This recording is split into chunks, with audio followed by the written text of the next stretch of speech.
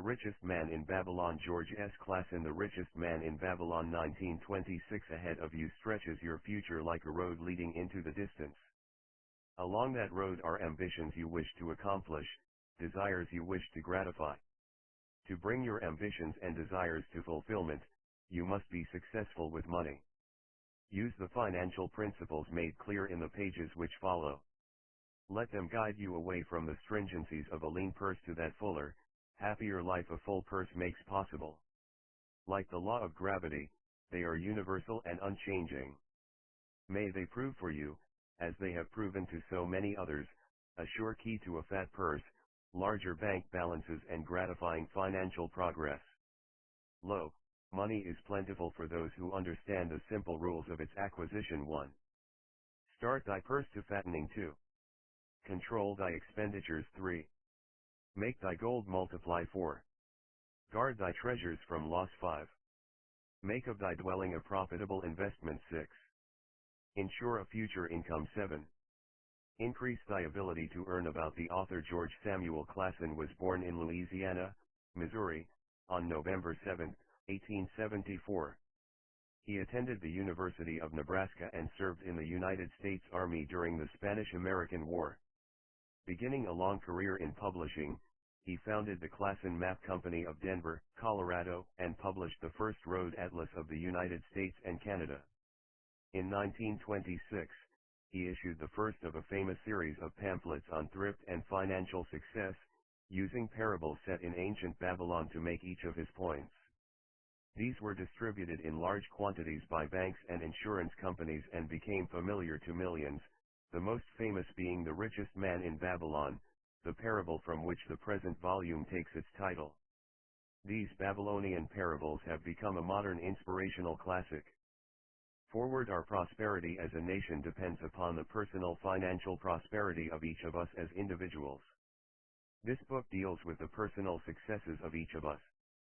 Success means accomplishments as the result of our own efforts and abilities. Proper preparation is the key to our success. Our acts can be no wiser than our thoughts. Our thinking can be no wiser than our understanding. This book of cures for lean purses has been termed a guide to financial understanding. That, indeed, is its purpose, to offer those who are ambitious for financial success an insight which will aid them to acquire money, to keep money and to make their surpluses earn more money. In the pages which follow, we are taken back to Babylon, the cradle in which was nurtured the basic principles of finance now recognized and used the world over. To new readers, the author is happy to extend a wish that its pages may contain for them the same inspiration for growing bank accounts, greater financial successes and the solution of difficult personal financial problems so enthusiastically reported by readers from coast to coast. To the business executives who have distributed these tales in such generous quantities to friends, relatives, employees, and associates, the author takes this opportunity to express his gratitude. No endorsement could be higher than that of practical men who appreciate its teachings because they, themselves, have worked up to important successes by applying the very principles it advocates. Babylon became the wealthiest city of the ancient world because its citizens were the richest people of their time. They appreciated the value of money. They practiced sound financial principles in acquiring money, keeping money, and making their money earn more money. They provided for themselves what we all desire, incomes for the future. GSC. An historical sketch of Babylon. In the pages of history there lives no city more glamorous than Babylon. Its very name conjures visions of wealth and splendor. Its treasures of gold and jewels were fabulous. One naturally pictures such a wealthy city as located in a suitable setting of tropical luxury, surrounded by rich natural resources of forests and mines. Such was not the case. It was located beside the Euphrates River, in a flat, arid valley. It had no forests, no mines, not even stone for building. It was not even located upon a natural trade route. The rainfall was insufficient to raise crops. Babylon is an outstanding example of man's ability to achieve great objectives, using whatever means are at his disposal. All of the resources supporting this large city were man-developed. All of its riches were man-made. Babylon possessed just two natural resources: a fertile soil and water in the river. With one of the greatest engineering accomplishments of this or any other day, Babylonian engineers diverted the waters from the river by means of dams and immense irrigation canals. Far out across that arid valley went these canals to pour the life-giving waters over the fertile soil. This ranks among the first engineering feats known to history. Such abundant crops as were the reward of this irrigation system the world had never seen before. Fortunately, during its long existence, Babylon was ruled by successive lines of kings to whom conquest and plunder were but incidental. While it engaged in many wars, most of these were local or defensive against ambitious conquerors from other countries who coveted the fabulous treasures of Babylon. The outstanding rulers of Babylon live in history because of their wisdom, enterprise, and justice. Babylon produced no strutting monarchs who sought to conquer the known world that all nations might pay homage to their egotism. As a city, Babylon exists no more. When those energizing human forces that built and maintained the city for thousands of years were withdrawn, it soon became a deserted ruin. The site of the city is in Asia, about 600 miles east of the Suez Canal, just north of the Persian Gulf. The latitude is about 30 degrees above the equator, practically the same as that of Yuma, Arizona. It possessed a climate similar to that of this American city, hot and dry. Today, this valley of the Euphrates, once a populous irrigated farming district, is again a windswept arid waste.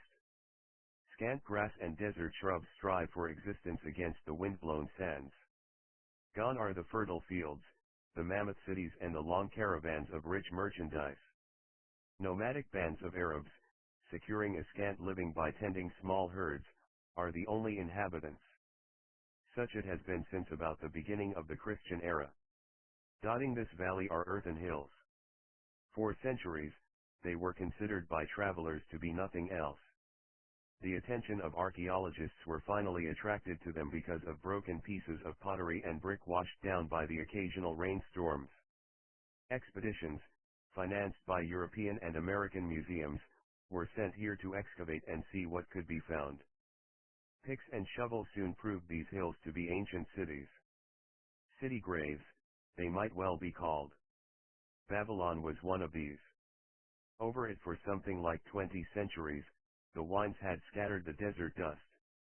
Built originally of brick, all exposed walls had disintegrated and gone back to earth once more. Such is Babylon, the wealthy city, today. A heap of dirt, so long abandoned that no living person even knew its name until it was discovered by carefully removing the refuse of centuries from the streets and the fallen wreckage of its noble temples and palaces. Many scientists consider the civilization of Babylon and other cities in this valley to be the oldest of which there is a definite record. Positive dates have been proved reaching back 8,000 years. An interesting fact in this connection is the means used to determine these dates. Uncovered in the ruins of Babylon were descriptions of an eclipse of the sun. Modern astronomers readily computed the time when such an eclipse, visible in Babylon, occurred and thus established a known relationship between their calendar and our own. In this way, we have proved that 8,000 years ago, the Sumerites, who inhabited Babylonia, were living in walled cities. One can only conjecture for how many centuries previous such cities had existed. Their inhabitants were not mere barbarians living within protecting walls. They were an educated and enlightened people. So far as written history goes, they were the first engineers, the first astronomers, the first mathematicians, the first financiers and the first people to have a written language. Mention has already been made of the irrigation systems which transformed the arid valley into an agricultural paradise. The remains of these canals can still be traced, although they are mostly filled with accumulated sand. Some of them were of such size that, when empty of water, a dozen horses could be ridden abreast along their bottoms. In size they compare favorably with the largest canals in Colorado and Utah. In addition to irrigating the valley lands, Babylonian engineers completed another project of similar magnitude. By means of an elaborate drainage system they reclaimed an immense area of swampland at the mouths of the Euphrates and Tigris rivers and put this also under cultivation. Herodotus, the Greek traveler and historian, visited Babylon while it was in its prime and has given us the only known description by an outsider. His writings give a graphic description of the city and some of the unusual customs of its people. He mentions the remarkable fertility of the soil and the bountiful harvest of wheat and barley which they produced. The glory of Babylon has faded, but its wisdom has been preserved for us. For this we are indebted to their form of records. In that distant day, the use of paper had not been invented. Instead, they laboriously engraved their writing upon tablets of moist clay. When completed, these were baked and became hard tile. In size, they were about 6 by 8 inches, and an inch in thickness. These clay tablets, as they are commonly called, were used much as we use modern forms of writing. Upon them were engraved legends, poetry, history, transcriptions of royal decrees, the laws of the land, titles to property, promissory notes, and even letters which were dispatched by messengers to distant cities. From these clay tablets we are permitted an insight into the intimate, personal affairs of the people.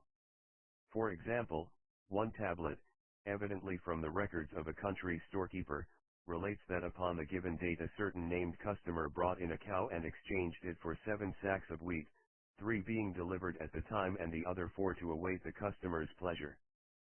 Safely buried in the wrecked cities, archaeologists have recovered entire libraries of these tablets, hundreds of thousands of them. One of the outstanding wonders of Babylon was the immense wall surrounding the city. The ancients ranked them with the Great Pyramid of Egypt as belonging to the 7 wonders of the world.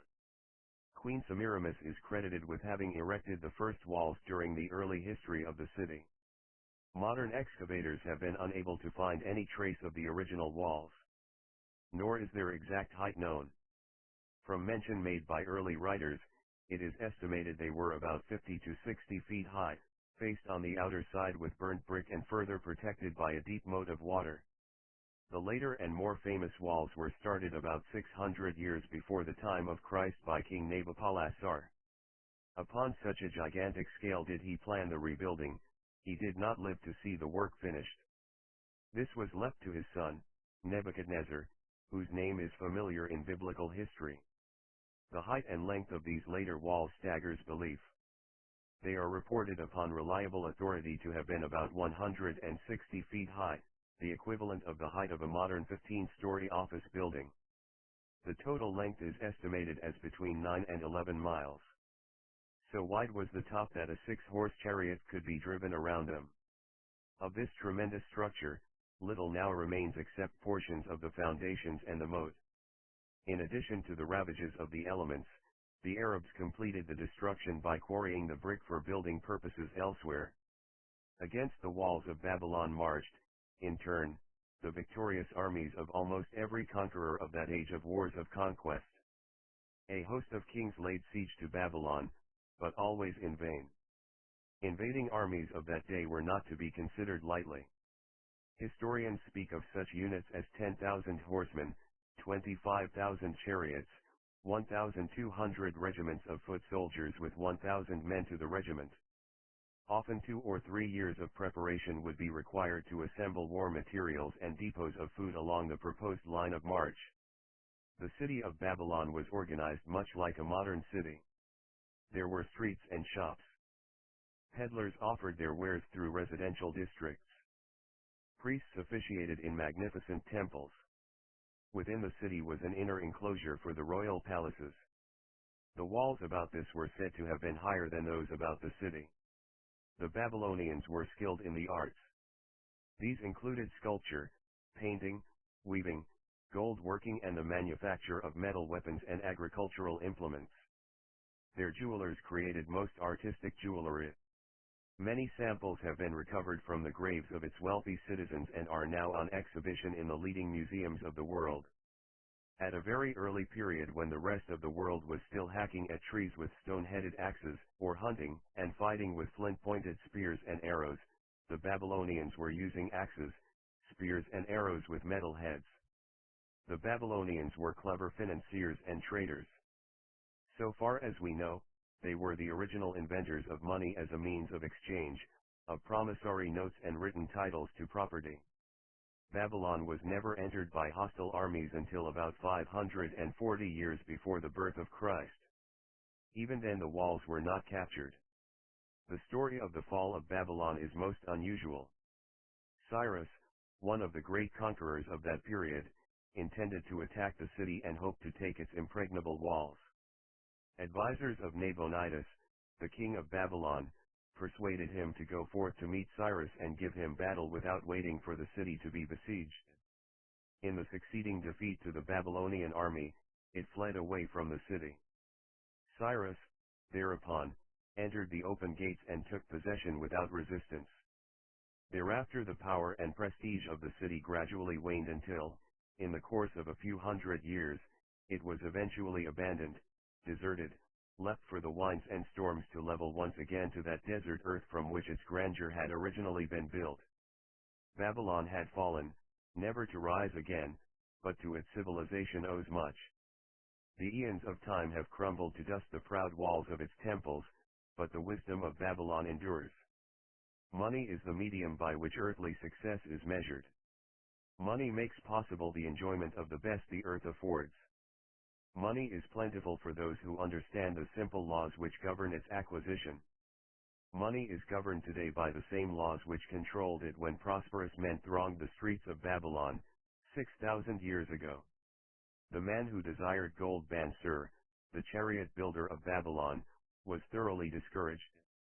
From his seat upon the low wall surrounding his property, he gazed sadly at his simple home and the open workshop in which stood a partially completed chariot. His wife frequently appeared at the open door. Her furtive glances in his direction reminded him that the meal bag was almost empty and he should be at work finishing the chariot, hammering and hewing, polishing and painting, stretching taut the leather over the wheel rims, preparing it for delivery so he could collect from his wealthy customer. Nevertheless, his fat, muscular body sat stolidly upon the wall. His slow mind was struggling patiently with a problem for which he could find no answer. The hot, tropical sun, so typical of this valley of the Euphrates, beat down upon him mercilessly. Beads of perspiration formed upon his brow and trickled down unnoticed to lose themselves in hairy jungle on his chest. Beyond his home towered the high terraced wall surrounding the king's palace. Nearby, cleaving the blue heavens, was the painted tower of the Temple of Bel. In the shadow of such grandeur was his simple home and many others far less neat and well cared for. Babylon was like this, a mixture of grandeur and squalor, of dazzling wealth and direst poverty, crowded together without plan or system within the protecting walls of the city. Behind him, had he cared to turn and look, the noisy chariots of the rich jostled and crowded aside the sandaled tradesmen as well as the barefooted beggars. Even the rich were forced to turn into the gutters to clear the way for the long lines of slave water carriers, on the king's business, each bearing a heavy goatskin of water to be poured upon the hanging gardens. Bansur was too engrossed in his own problem to hear or heed the confused hubbub of the busy city. It was the unexpected twanging of the strings from a familiar lyre that aroused him from his reverie. He turned and looked into the sensitive, smiling face of his best friend Kabai, the musician. "May the gods bless thee with great liberality, my good friend," began Kabai with an elaborate salute. "Yet, it does appear they have already been so generous thou needest not to labor. I rejoice with thee in thy good fortune. More, I would even share it with thee. Pray, from thy purse which must be bulging else thou wouldst be busy in your shop, extract but 2 humble shekels and lend them to me until after the nobleman's feast this night. Thou wilt not miss them ere they are returned." "If I did have 2 shekels, Bansur responded gloomily, to no one could I lend them, not even to you, my best of friends, for they would be my fortune, my entire fortune." "No one lends his entire fortune, not even to his best friend." "What?" exclaimed Kabai with genuine surprise, "thou hast not 1 shekel in thy purse, yet sit like a statue upon a wall. Why not complete that chariot? How else canst thou provide for thy noble appetite? 'Tis not like thee, my friend. Where is thy endless energy? Doth something distress thee? Have the gods brought to thee troubles?" A torment from the gods it must be, Bansir agreed. It began with a dream, a senseless dream, in which I thought I was a man of means. From my belt hung a handsome purse, heavy with coins. There were shekels which I cast with careless freedom to the beggars, there were pieces of silver with which I did buy finery for my wife and whatever I did desire for myself, there were pieces of gold which made me feel assured of the future and unafraid to spend the silver. A glorious feeling of contentment was within me. You would not have known me for thy hard-working friend. Nor wouldst have known my wife, so free from wrinkles was her face and shining with happiness. She was again the smiling maiden of our early married days. A pleasant dream, indeed, commented Kavai, but why should such pleasant feelings as it aroused turn thee into a glum statue upon the wall? Why, indeed? Because when I awoke and remembered how empty was my purse, a feeling of rebellion swept over me. Let us talk it over together, for, as the sailors do say, we ride in the same boat, we two. As youngsters, we went together to the priests to learn wisdom. As young men, we shared each other's pleasures. As grown men, we have always been close friends. We have been contented subjects of our kind. We have been satisfied to work long hours and spend our earnings freely. We have earned much coin in the years that have passed, yet to know the joys that come from wealth, we must dream about them. Bah! Are we more than dumb sheep? We live in the richest city in all the world. The travelers do say none equals it in wealth. About us is much display of wealth, but of it we ourselves have naught. After half a lifetime of hard labor, thou, my best of friends, hast an empty purse and sayest to me, may I borrow such a trifle as 2 shekels until after the nobleman's feast this night? Then, what do I reply? Do I say, here is my purse, its contents will I gladly share? No, I admit that my purse is as empty as thine. What is the matter?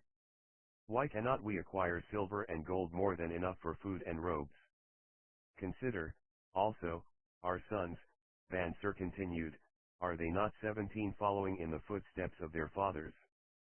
Need they and their families and their sons' families live all their lives in the midst of such treasurers of gold, and yet, like us, be content to banquet upon sour goat's milk and porridge? Never, in all the years of our friendship, didst thou talk like this before, Bansir. Kavai was puzzled. Never in all those years did I think like this before. From early dawn until darkness stopped me, I have labored to build the finest chariots any man could make, soft-heartedly hoping some day the gods would recognize my worthy deeds and bestow upon me great prosperity. This they have never done. At last, I realize this they will never do. Therefore, my heart is sad. I wish to be a man of means. I wish to own lands and cattle, to have fine robes and coins in my purse. I am willing to work for these things with all the strength in my back, with all the skill in my hands, with all the cunning in my mind, but I wish my labors to be fairly rewarded. What is the matter with us? Again I ask you. Why cannot we have our just share of the good things so plentiful for those who have the gold with which to buy them? Would I knew an answer. Kavai replied. No better than thou am I satisfied. My earnings from my lyre are quickly gone. Often must I plan and scheme that my family be not hungry. Also, within my breast is a deep longing for a lyre large enough that it may truly sing the strains of music that do surge through my mind. With such an instrument could I make music finer than even the king has heard before. Such a lyre thou shouldst have. No man in all Babylon could make it sing more sweetly, could make it sing so sweetly, not only the king but the gods themselves would be delighted. But how mayest thou secure it while we both of us are as poor as the king's slaves? Listen to the bell. Here they come. He pointed to the long column of half-naked, sweating water-bearers plodding laboriously up the narrow street from the river. 5 abreast they marched, each bent under a heavy goatskin of water. A fine figure of a man, he who doth lead them. Kavai indicated the wearer of the bell who marched in front without a load. A prominent man in his own country, 'Tis easy to see. There are many good figures in the line, Mansur agreed, as good men as we. Tall, blond men from the north, laughing black men from the south, little brown men from the nearer countries. All marching together from the river to the gardens, back and forth, day after day, year after year. Naught of happiness to look forward to. Beds of straw upon which to sleep, hard grain porridge to eat. Pity the poor brutes, Kabai. Pity them I do. Yet, thou dost make me see how little better off are we, free men though we call ourselves. That is truth, Kabai, unpleasant thought though it be. We do not wish to go on year after year living slavish lives. Working, working, working. Getting nowhere. Might we not find out how others acquire gold and do as they do? Kabai inquired. Perhaps there is some secret we might learn if we but sought from those who knew, replied Mansur thoughtfully. This very day, suggested Kabai, I did pass our old friend, Arkad, riding in his golden chariot. This I will say, he did not look over my humble head as many in his station might consider his right. Instead, he did wave his hand that all onlookers might see him pay greetings and bestow his smile of friendship upon Kabai, the musician. He is claimed to be the richest man in all Babylon, Mansur mused. So rich the king is said to seek his golden aid in affairs of the treasury, Kabai replied. So rich, Mansur interrupted, I fear if I should meet him in the darkness of the night, I should lay my hands upon his fat wallet. Nonsense, reproved Kabai, a man's wealth is not in the purse he carries. A fat purse quickly empties if there be no golden stream to refill it. Arkad has an income that constantly keeps his purse full, no matter how liberally he spends. Income, that is the thing, ejaculated Mansur. I wish an income that will keep flowing into my purse whether I sit upon the wall or travel to far lands. Arkad must know how a man can make an income for himself. Dost suppose it is something he could make clear to a mind as slow as mine? Methinks he did teach his knowledge to his son, no Mazir, Kabai responded. Did he not go to Nineveh and, so it is told at the inn, become, without aid from his father, one of the richest men in that city? Kabai, thou bringest to me a rare thought. A new light gleamed in Mansur's eyes. It costs nothing to ask wise advice from a good friend, and Arkad was always that. Never mind though our purses be as empty as the falcon's nest of a year ago. Let that not detain us. We are weary of being without gold in the midst of plenty. We wish to become men of means. Come, let us go to Arkad and ask how we, also, may acquire incomes for ourselves. Thou speakest with true inspiration, Mansur. Thou bringest to my mind a new understanding. Thou makest me to realize the reason why we have never found any measure of wealth. We never sought it. Thou hast labored patiently to build the staunchest chariots in Babylon. To that purpose was devoted your best endeavors. Therefore, at it thou didst succeed. I strove to become a skillful lyre player. And, at it I did succeed. In those things toward which we exerted our best endeavors we succeeded. The gods were content to let us continue thus. Now, at last, we see a light, bright like that from the rising sun. It biddeth us to learn more that we may prosper more. With a new understanding we shall find honorable ways to accomplish our desires. Let us go to Arkad this very day, Mansur urged. Also, let us ask other friends of our boyhood days, who have fared no better than ourselves, to join us that they, too, may share in his wisdom. Thou wert ever thus thoughtful of thy friends, Mansur. Therefore hast thou many friends. It shall be as thou sayest. We go this day and take them with us. The richest man in Babylon. In old Babylon there once lived a certain very rich man named Arkad. Far and wide he was famed for his great wealth. Also was he famed for his liberality. He was generous in his charities. He was generous with his family. He was liberal in his own expenses. But nevertheless each year his wealth increased more rapidly than he spent it. And there were certain friends of younger days who came to him and said, "You, Arkad, are more fortunate than we.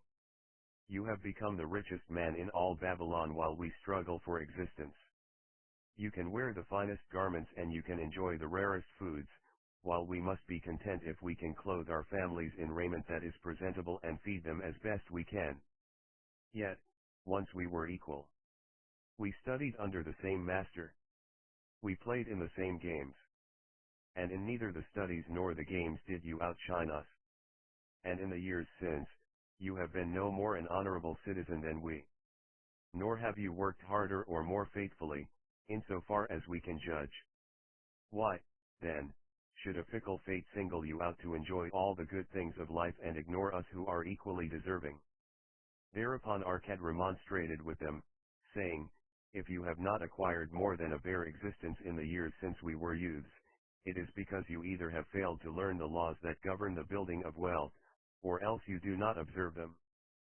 Fickle fate is a vicious goddess who brings no permanent good to anyone. On the contrary, she brings ruin to almost every man upon whom she showers unearned gold. She makes wanton spenders, who soon dissipate all they receive and are left beset by overwhelming appetites and desires they have not the ability to gratify. Yet others whom she favors become misers and hoard their wealth, fearing to spend what they have, knowing they do not possess the ability to replace it. They further are beset by fear of robbers and doom themselves to lives of emptiness and secret misery. Others there probably are, who can take unearned gold and add to it and continue to be happy and contented citizens. But so few are they, I know of them but by hearsay. Think you of the men who have inherited sudden wealth, and see if these things are not so." His friends admitted that of the men they knew who had inherited wealth these words were true, and they besought him to explain to them how he had become possessed of so much prosperity. So he continued, "In my youth I looked about me and saw all the good things there were to bring happiness and contentment. And I realized that wealth increased the potency of all these. Wealth is a power. With wealth many things are possible. One may ornament the home with the richest of furnishings. One may sail the distant seas. One may feast on the delicacies of far lands. One may buy the ornaments of the gold worker and the stone polisher. One may even build mighty temples for the gods. One may do all these things and many others in which there is delight for the senses and gratification for the soul. And, when I realized all this, I decided to myself that I would claim my share of the good things of life. I would not be one of those who stand afar off, enviously watching others enjoy. I would not be content to clothe myself in the cheapest raiment that looked respectable. I would not be satisfied with the lot of a poor man. On the contrary, I would make myself a guest at this banquet of good things. Being, as you know, the son of a humble merchant, one of a large family with no hope of an inheritance, and not being endowed, as you have so frankly said, with superior powers or wisdom, I decided that if I was to achieve what I desired, time and study would be required. As for time, all men have it in abundance. You, each of you, have let slip by sufficient time to have made yourselves wealthy. Yet, you admit, you have nothing to show except your good families, of which you can be justly proud. As for study, did not our wise teacher teach us that learning was of two kinds, the one kind being the things we learned and knew, and the other being the training that taught us how to find out what we did not know? Therefore did I decide to find out how one might accumulate wealth, and when I had found out, to make this my task and do it well. For, is it not wise that we should enjoy while we dwell in the brightness of the sunshine, for sorrows enough shall descend upon us when we depart for the darkness of the world of spirit? I found employment as a scribe in the hall of records, and long hours each day I labored upon the clay tablets. Week after week, and month after month, I labored, yet for my 24 earnings I had naught to show. Food and clothing and penance to the gods, and other things of which I could remember not what, absorbed all my earnings. But my determination did not leave me. And one day Algamish, the money lender, came to the house of the city master and ordered a copy of the 9th law, and he said to me, "I must have this in 2 days, and if the task is done by that time, 2 coppers will I give to thee. So I labored hard, but the law was long, and when Algamish returned the task was unfinished. He was angry, and had I been his slave, he would have beaten me. But knowing the city master would not permit him to injure me, I was unafraid, so I said to him, Algamish, you are a very rich man. Tell me how I may also become rich, and all night I will carve upon the clay, and when the sun rises it shall be completed. He smiled at me and replied, You are a forward knave, but we will call it a bargain. All that night I carved, though my back pained and the smell of the wick made my head ache until my eyes could hardly see. But when he returned at sunup, the tablets were complete. Now, I said, tell me what you promised. You have fulfilled your part of our bargain, my son, he said to me kindly, and I am ready to fulfill mine. I will tell you these things you wish to know because I am becoming an old man, and an old tongue loves to wag. And when youth comes to age for advice he receives the wisdom of years. But too often does youth think that age knows only the wisdom of days that are gone, and therefore profits not.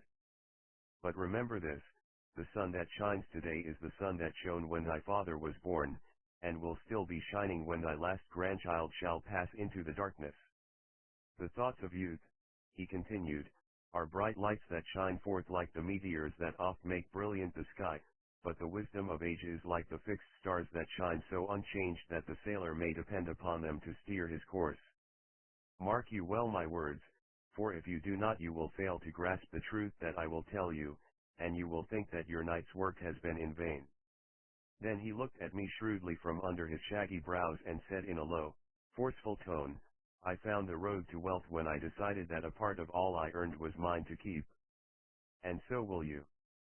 Then he continued to look at me with a glance that I could feel pierce me but said no more. Is that all?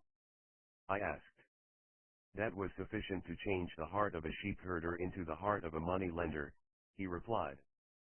But all I earn is mine to keep, is it not? I demanded. Far from it, he replied. Do you not pay the garment maker? Do you not pay the sandal maker? Do you not pay for the things you eat? Can you live in Babylon without spending? What have you to show for your earnings of the past month? What for the past year? Fool! You pay to everyone but yourself. Dullard, you labor for others. As well be a slave and work for what your master gives you to eat and wear. If you did keep for yourself 1/10 of all you earn, how much would you have in 10 years? My knowledge of the numbers did not forsake me, and I answered, as much as I earn in 1 year. You speak but half the truth, he retorted. Every gold piece you save is a slave to work for you. Every copper it earns is its child that also can earn for you. If you would become wealthy, then what you save must earn, and its children must earn, that all may help to give to you the abundance you crave. You think I cheat you for your long night's work, he continued, but I am paying you 1,000 times over if you have the intelligence to grasp the truth I offer you. A part of all you earn is yours to keep. It should be not less than 1/10 no matter how little you earn. It can be as much more as you can afford. Pay yourself first. Do not buy from the clothes maker and the sandal maker more than you can pay out of the rest and still have enough for food and charity and penance to the gods. Wealth, like a tree, grows from a tiny seed. The first copper you save is the seed from which your tree of wealth shall grow. The sooner you plant that seed the sooner shall the tree grow. And the more faithfully you nourish and water that tree with consistent savings, the sooner may you bask in contentment beneath its shade. So saying, he took his tablets and went away. I thought much about what he had said to me, and it seemed reasonable. So I decided that I would try it. Each time I was paid I took one from each 10 pieces of copper and hid it away. And strange as it may seem, I was no shorter of funds than before. I noticed little difference as I managed to get along without it. But often I was tempted, as my hoard began to grow, to spend it for some of the good things the merchants displayed, brought by camels and ships from the land of the Phoenicians. But I wisely refrained. A 12th month after Algamish had gone, he again returned and said to me, "Son, have you paid to yourself not less than 1/10 of all you have earned for the past year?" I answered proudly, "Yes, master, I have."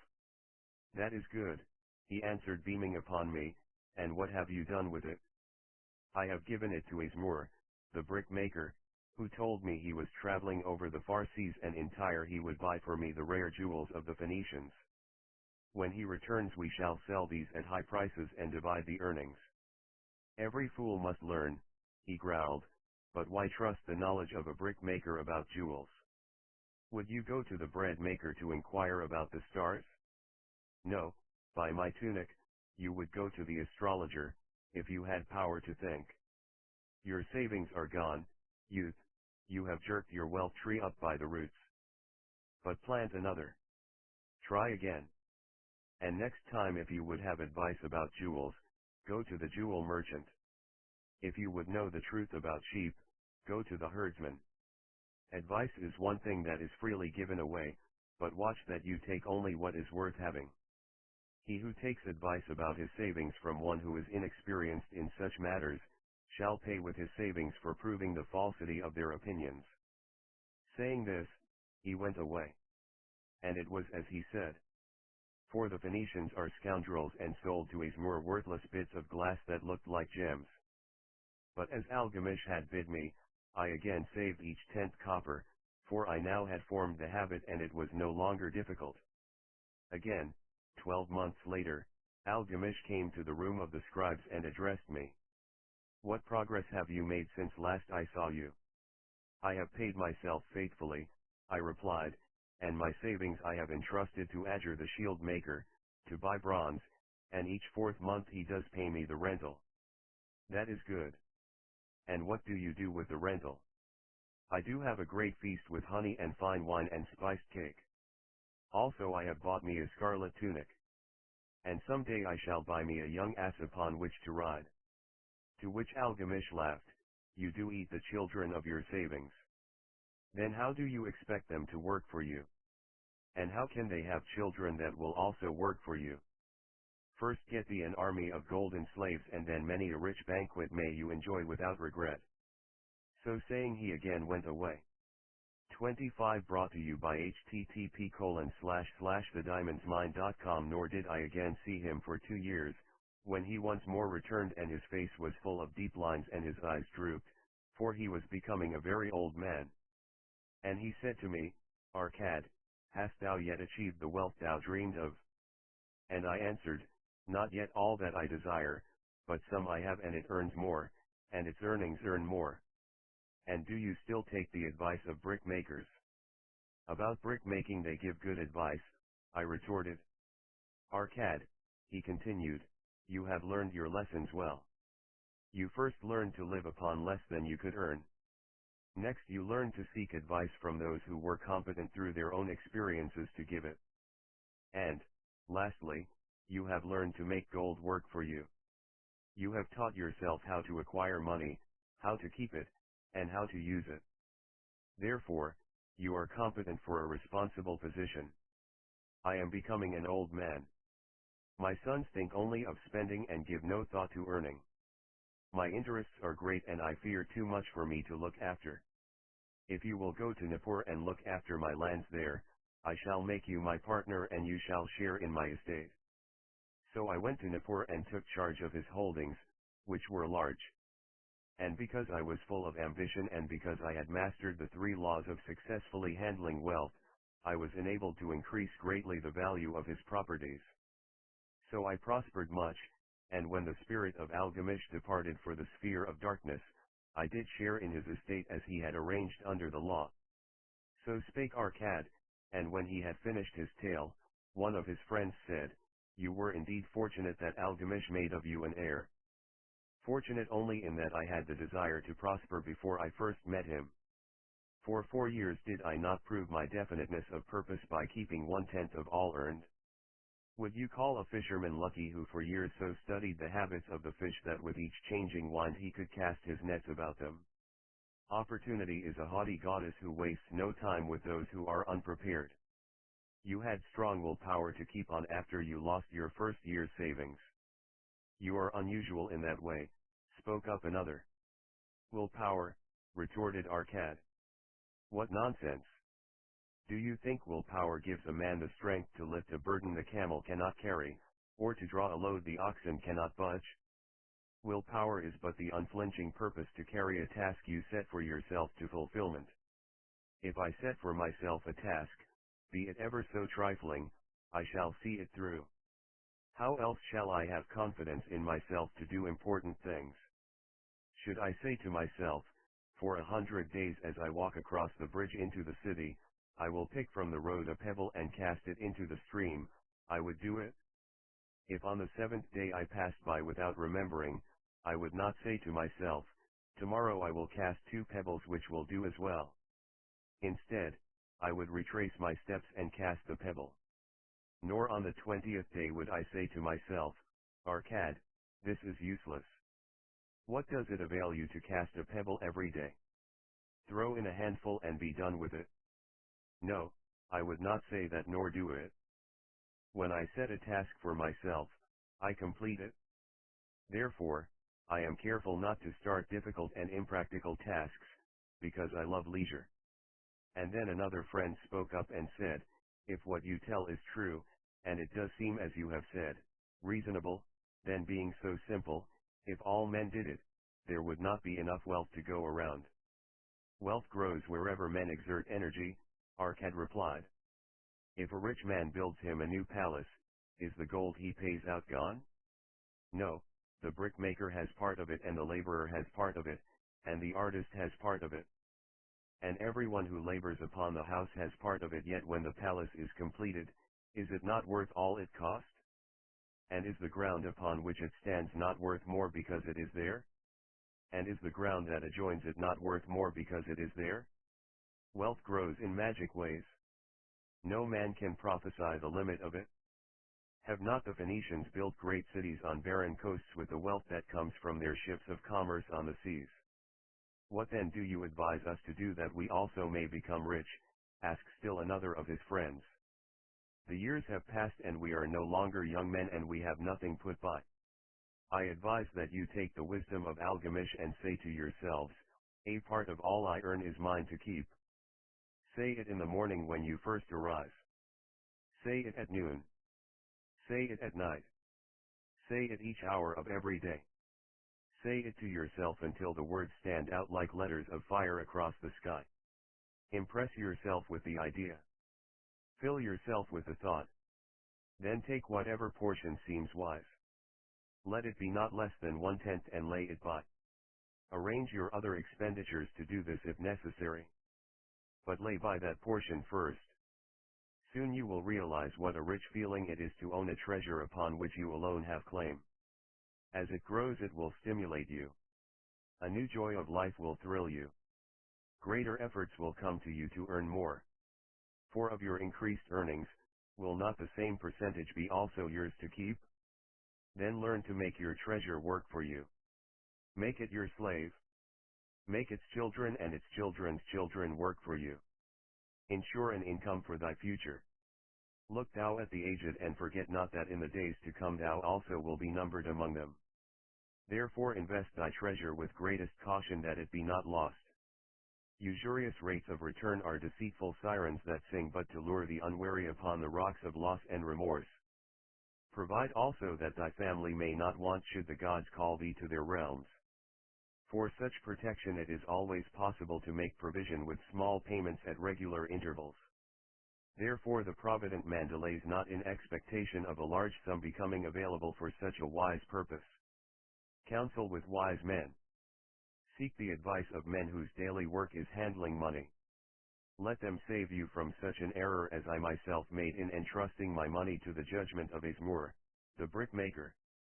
A small return and a safe one is far more desirable than risk. Enjoy life while you are here. Do not overstrain or try to save too much. If 1/10 of all you earn is as much as you can comfortably keep, be content to keep this portion. Live otherwise according to your income and let not yourself get niggardly and afraid to spend. Life is good and life is rich with things worthwhile and things to enjoy. His friends thanked him and went away. Some were silent because they had no imagination and could not understand. Some were sarcastic because they thought that one so rich should divide with old friends not so fortunate. But some had in their eyes a new light. They realized that Algamish had come back each time to the room of the scribes because he was watching a man work his way out of darkness into light. When that man had found a light, a place awaited him. No one could fill that place until he had for himself worked out his own understanding, until he was ready for opportunity. These latter were the ones, who, in the following years, frequently revisited Arcad, who received them gladly. He counseled with them and gave them freely of his wisdom as men of broad experience are always glad to do. And he assisted them in so investing their savings that it would bring in a good interest with safety and would neither be lost nor entangled in investments that paid no dividends. The turning point in these men's lives came upon that day when they realized the truth that had come from Algamish to Arcad and from Arcad to them. A part of all you earn is yours to keep. 7 cures for a lean purse. The glory of Babylon endures. Down through the ages its reputation comes to us as the richest of cities, its treasures as fabulous. Yet it was not always so. The riches of Babylon were the results of the wisdom of its people. They first had to learn how to become wealthy. When the good king, Sargon, returned to Babylon after defeating his enemies, the Elamites, he was confronted with a serious situation. The royal chancellor explained it to the king thus: after many years of great prosperity brought to our people because your majesty built the great irrigation canals and the mighty temples of the gods, now that these works are completed the people seem unable to support themselves. The laborers are without employment. The merchants have few customers. The farmers are unable to sell their produce. The people have not enough gold to buy food. But where has all the gold gone that we spent for these great improvements? Demanded the king. It has found its way, I fear, responded the chancellor, into the possession of a few very rich men of our city. It filtered through the fingers of most our people as quickly as the goat's milk goes through the strainer. Now that the stream of gold has ceased to flow, most of our people have nothing to for their earnings. The king was thoughtful for some time. Then he asked, why should so few men be able to acquire all the gold? Because they know how, replied the chancellor. One may not condemn a man for succeeding because he knows how. Neither may one with justice take away from a man what he has fairly earned, to give to men of less ability. But why, demanded the king, should not all the people learn how to accumulate gold and therefore become themselves rich and prosperous?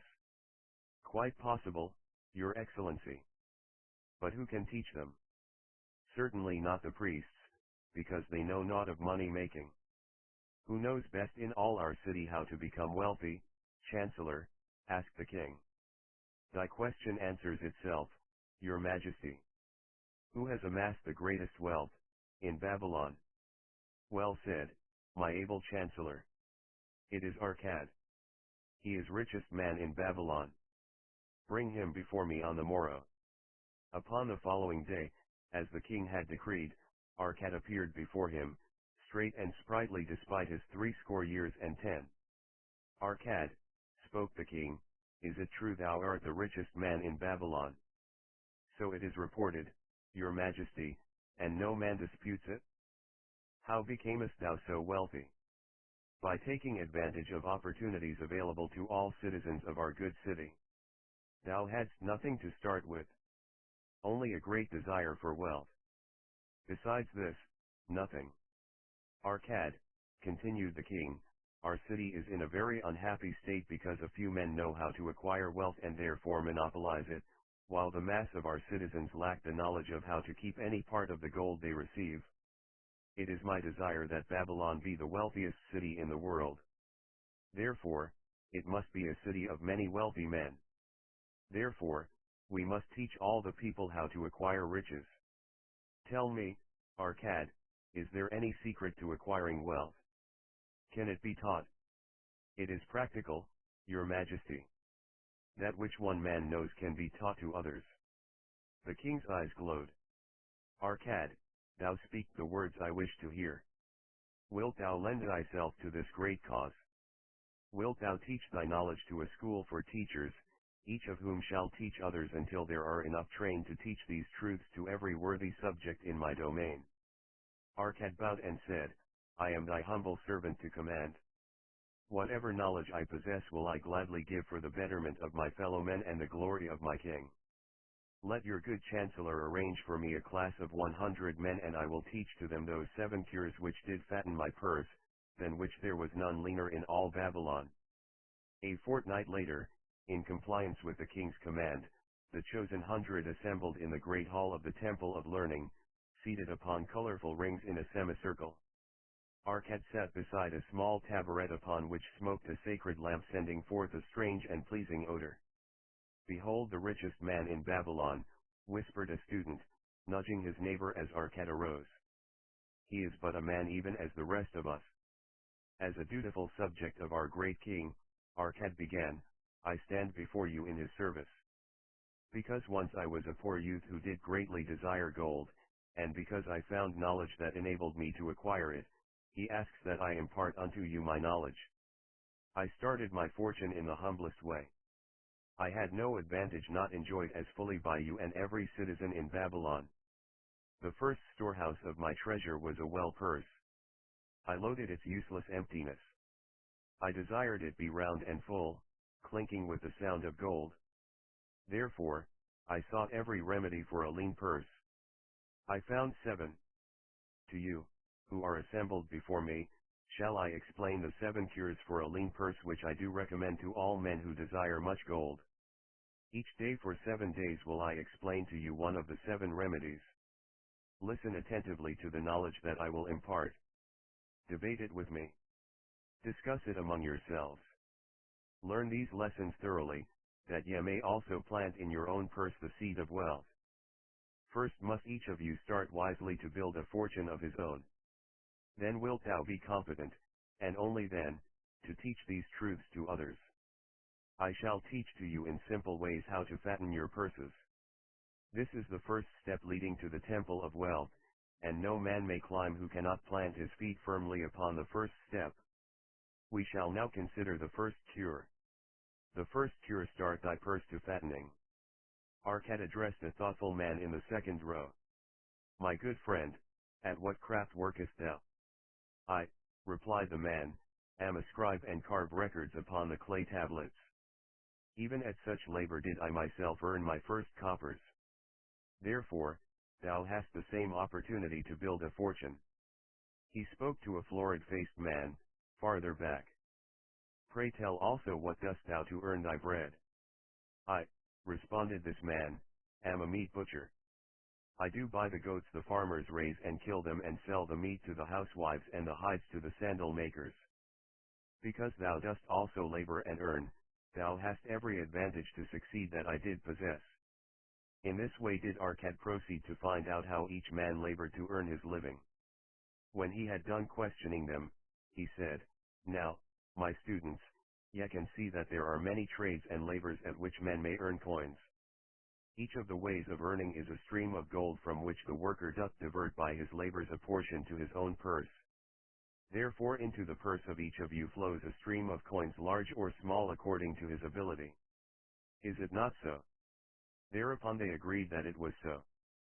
Then, continued Arcad, if each of you desireth to build for himself a fortune, is it not wise to start by utilizing that source of wealth which he already has established? To this they agreed. Then Arcad turned to a humble man who had declared himself an egg merchant. If thou select one of thy baskets and put into it each morning 10 eggs and take out from it each evening 9 eggs, what will eventually happen? It will become in time overflowing. Why? Because each day I put in 1 more egg than I take out. Arcad turned to the class with a smile. Does any man here have a lean purse? First they looked amused. Then they laughed. Lastly they waved their purses in jest. All right, he continued, now I shall tell thee the first remedy I learned to cure a lean purse. Do exactly as I have suggested to the egg merchant. For every 10 coins thou placest within thy purse take out for use but 9. Thy purse will start to fatten at once, and its increasing weight will feel good in thy hand and bring satisfaction to thy soul. Deride not what I say because of its simplicity. Truth is always simple. I told thee I would tell how build my fortune. This was my beginning. I, too, carried a lean purse and cursed it because there was naught within to satisfy my desires. But when I began to take out from my purse but 9 parts of 10 I put in, it began to fatten. So will thine. Now I will tell a strange truth, the reason for which I know not. When I ceased to pay out more than 9/10 of my earnings, I managed to get along just as well. I was not shorter than before. Also, ere long, did coins come to me more easily than before. Surely it is a law of the gods that unto him who keepeth and spendeth not a certain part of all his earnings, shall gold come more easily. Likewise, him whose purse is empty does gold avoid. Which desirest thou the most? Is it the gratification of thy desires of each day, a jewel, a bit of finery, better raiment, more food, things quickly gone and forgotten? Or is it substantial belongings, gold, lands, herds, merchandise, income-bringing investments? The coins thou takest from thy purse bring the first. The coins thou leavest within it will bring the latter. This, my students, was the first cure I did discover for my lean purse. For each 10 coins I put in, to spend but 9. Debate this amongst yourselves. If any man proves it untrue, tell me upon the morrow when we shall meet again. The second cure: control thy expenditures. Some of your members, my students, have asked me this: how can a man keep 1/10 of all he earns in his purse when all the coins he earns are not enough for his necessary expenses? So did Arcad address his students upon the second day. Yesterday how many of thee carried lean purses? All of us, answered the class. Yet, thou do not all earn the same. Some earn much more than others. Some have much larger families to support. Yet, all purses were equally lean. Now I will tell thee an unusual truth about men and sons of men. It is this, that what each of us calls our necessary expenses will always grow to equal our incomes unless we protest to the contrary. Confuse not the necessary expenses with thy desires. Each of you, together with your good families, have more desires than your earnings can gratify. Therefore are thy earnings spent to gratify these desires insofar as they will go. Still thou retainest many ungratified desires. All men are burdened with more desires than they can gratify. Because of my wealth thinkest thou I may gratify every desire? 'Tis a false idea. There are limits to my time. There are limits to my strength. There are limits to the distance I may travel. There are limits to what I may eat. There are limits to the zest with which I may enjoy. I say to you that just as weeds grow in a field wherever the farmer leaves space for their roots, even so freely do desires grow in men whenever there is a possibility of their being gratified. Thy desires are a multitude, and those that thou mayest gratify are but few. Study thoughtfully thy accustomed habits of living. Herein may be most often found certain accepted expenses that may wisely be reduced or eliminated. Let thy motto be 100% of appreciated value demanded for each coin spent. Therefore, engrave upon the clay each thing for which thou desireth to spend. Select those that are necessary and others that are possible through the expenditure of 9/10 of thy income. Cross out the rest and consider them but a part of that great multitude of desires that must go unsatisfied, and regret them not. Budget then thy necessary expenses. Touch not the 1/10 that is fattening thy purse. Let this be thy great desire that is being fulfilled. Keep working with thy budget, keep adjusting it to help thee. Make it thy first assistant in defending thy fattening purse. Hereupon one of the students, wearing a robe of red and gold, arose and said, I am a free man. I believe that it is my right to enjoy the good things of life. Therefore do I rebel against the slavery of a budget which determines just how much I may spend and for what. I feel it would take much pleasure from my life and make me little more than a pack ass to carry a burden. To him our cat replied, "Who, my friend, would determine thy budget?" "I would make it for myself," responded the protesting one. "In that case, were a pack asked to budget his burden, would he include therein jewels and rugs and heavy bars of gold? Not so. He would include hay and grain and a bag of water for the desert trail. The purpose of a budget is to help thy purse to fatten. It is to assist thee to have thy necessities and, insofar as attainable, thy other desires. It is to enable thee to realize thy most cherished desires by defending them from thy casual wishes. Like a bright light in a dark cave, thy budget shows up the leaks from thy purse and enables thee to stop them and control thy expenditures for definite and gratifying purposes. This, then, is the second cure for a lean purse. Budget thy expenses that thou mayest have coins to pay for thy necessities, to pay for thy enjoyments and to gratify thy worthwhile desires without spending more than 9/10 of thy earnings. The third cure: make thy gold multiply. Behold, thy lean purse is fattening. Thou hast disciplined thyself to leave therein 1/10 of all thou earnest. Thou hast controlled thy expenditures to protect thy growing treasure. Next, we will consider means to put thy treasure to labor and to increase. Gold in a purse is gratifying to own and satisfieth a miserly soul, but earns nothing. The gold we may retain from our earnings is but the start. The earnings it will make shall build our fortunes. So spoke our cat upon the third day to his class. How therefore may we put our gold to work? My first investment was unfortunate, for I lost all. Its tale I will relate later. My first profitable investment was a loan I made to a man named Agar, a shield maker. Once each year did he buy large shipments of bronze brought from across the sea to use in his trade. Lacking sufficient capital to pay the merchants, he would borrow from those who had extra coins. He was an honorable man. His borrowing he would repay, together with a liberal rental, as he sold his shields. Each time I loaned to him, I loaned back also the rental he had paid to me. Therefore not only did my capital increase, but its earnings likewise increased. Most gratifying was it to have these sums returned to my purse.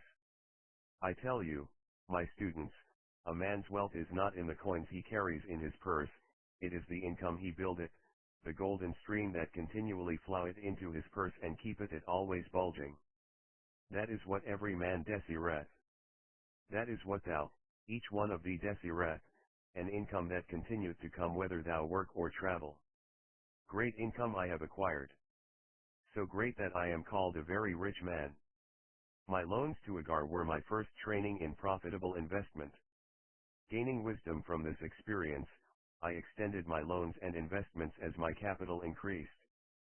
From a few sources at first, from many sources later, flowed into my purse a golden stream of wealth available for such wise uses as I should decide. Behold, from my humble earnings I had begotten a horde of golden slaves, each laboring and earning more gold.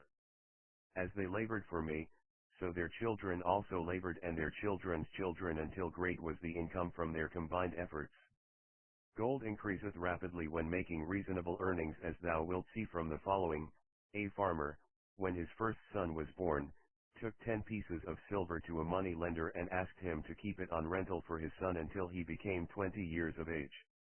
This the money lender did, and agreed the rental should be 1/4 of its value each 4 years. The farmer asked, because this sum he had set aside as belonging to his son, that the rental be added to the principal. When the boy had reached the age of 20 years, the farmer again went to the money lender to inquire about the silver. The money lender explained that because the sum had been increased by compound interest, the original 10 pieces of silver had now grown to 30½ pieces. The farmer was well pleased, and because the son did not need the coins, he left them with the money lender. When the son became 50 years of age, the father meantime having passed to the other world, the money lender paid the son in settlement 167 pieces of silver. Thus in 50 years had the investment multiplied itself at rental almost 17 times. This, then, is the third cure for a lean purse, to put each coin to laboring that it may reproduce its kind even as the flocks of the field, and help bring to thee income, a stream of wealth that shall flow constantly into thy purse. The fourth cure: guard thy treasures from loss. Misfortune loves a shining mark. Gold in a man's purse must be guarded with firmness, else it be lost. Thus it is wise that we must first secure small amounts and learn to protect them before the gods entrust us with larger. So spoke Arquette upon the fourth day to his class. Every owner of gold is tempted by opportunities whereby it would seem that he could make large sums by its investment in most plausible projects. Often friends and relatives are eagerly entering such investment and urge him to follow. The first sound principle of investment is security for thy principal. Is it wise to be intrigued by larger earnings when thy principal may be lost? I say not. The penalty of risk is probable loss. Study carefully, before parting with thy treasure, each assurance that it may be safely reclaimed. Be not misled by thine own romantic desires to make wealth rapidly. Before thou loan it to any man, assure thyself of his ability to repay and his reputation for doing so, that thou mayest not unwittingly be making him a present of thy hard-earned treasure. Before thou entrust it as an investment in any field, acquaint thyself with the dangers which may beset it. My own first investment was a tragedy to me at the time. The guarded savings of a year I did entrust to a brickmaker, named Moore, who was traveling over the far seas, and in Tyre agreed to buy for me the rare jewels of the Phoenicians. These we would sell upon his return and divide the profits. The Phoenicians were scoundrels and sold him bits of glass. My treasure was lost. Today, my training would show to me at once the folly of entrusting a brickmaker to buy jewels. Therefore, do I advise thee from the wisdom of my experiences, be not too confident of thine own wisdom in entrusting thy treasures to the possible pitfalls of investments. Better by far to consult the wisdom of those experienced in handling money for profit. Such advice is freely given for the asking and may readily possess a value equal in gold to the sum thou considerest investing. In truth, such is its actual value if it save thee from loss. This, then, is the fourth cure for a lean purse, and of great importance if it prevent thy purse from being emptied once it has become well filled. Guard thy treasure from loss by investing only where thy principal is safe, where it may be reclaimed if desirable, and where thou will not fail to collect a fair rental. Consult with wise men. Secure the advice of those experienced in the profitable handling of gold. Let their wisdom protect thy treasure from unsafe investments. The fifth cure: make of thy dwelling a profitable investment. If a man set aside 9 parts of his earnings upon which to live and enjoy life, and if any part of this 9 parts he can turn into a profitable investment without detriment to his well-being, then so much faster will his treasures grow.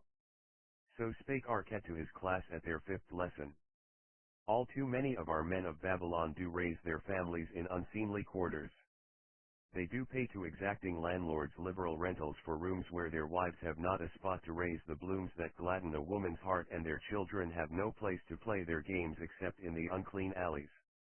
No man's family can fully enjoy life unless they do have a plot of ground wherein children can play in the clean earth, and where the wife may raise not only blossoms but good rich herbs to feed her family. To a man's heart it brings gladness to eat the figs from his own trees and the grapes of his own vines.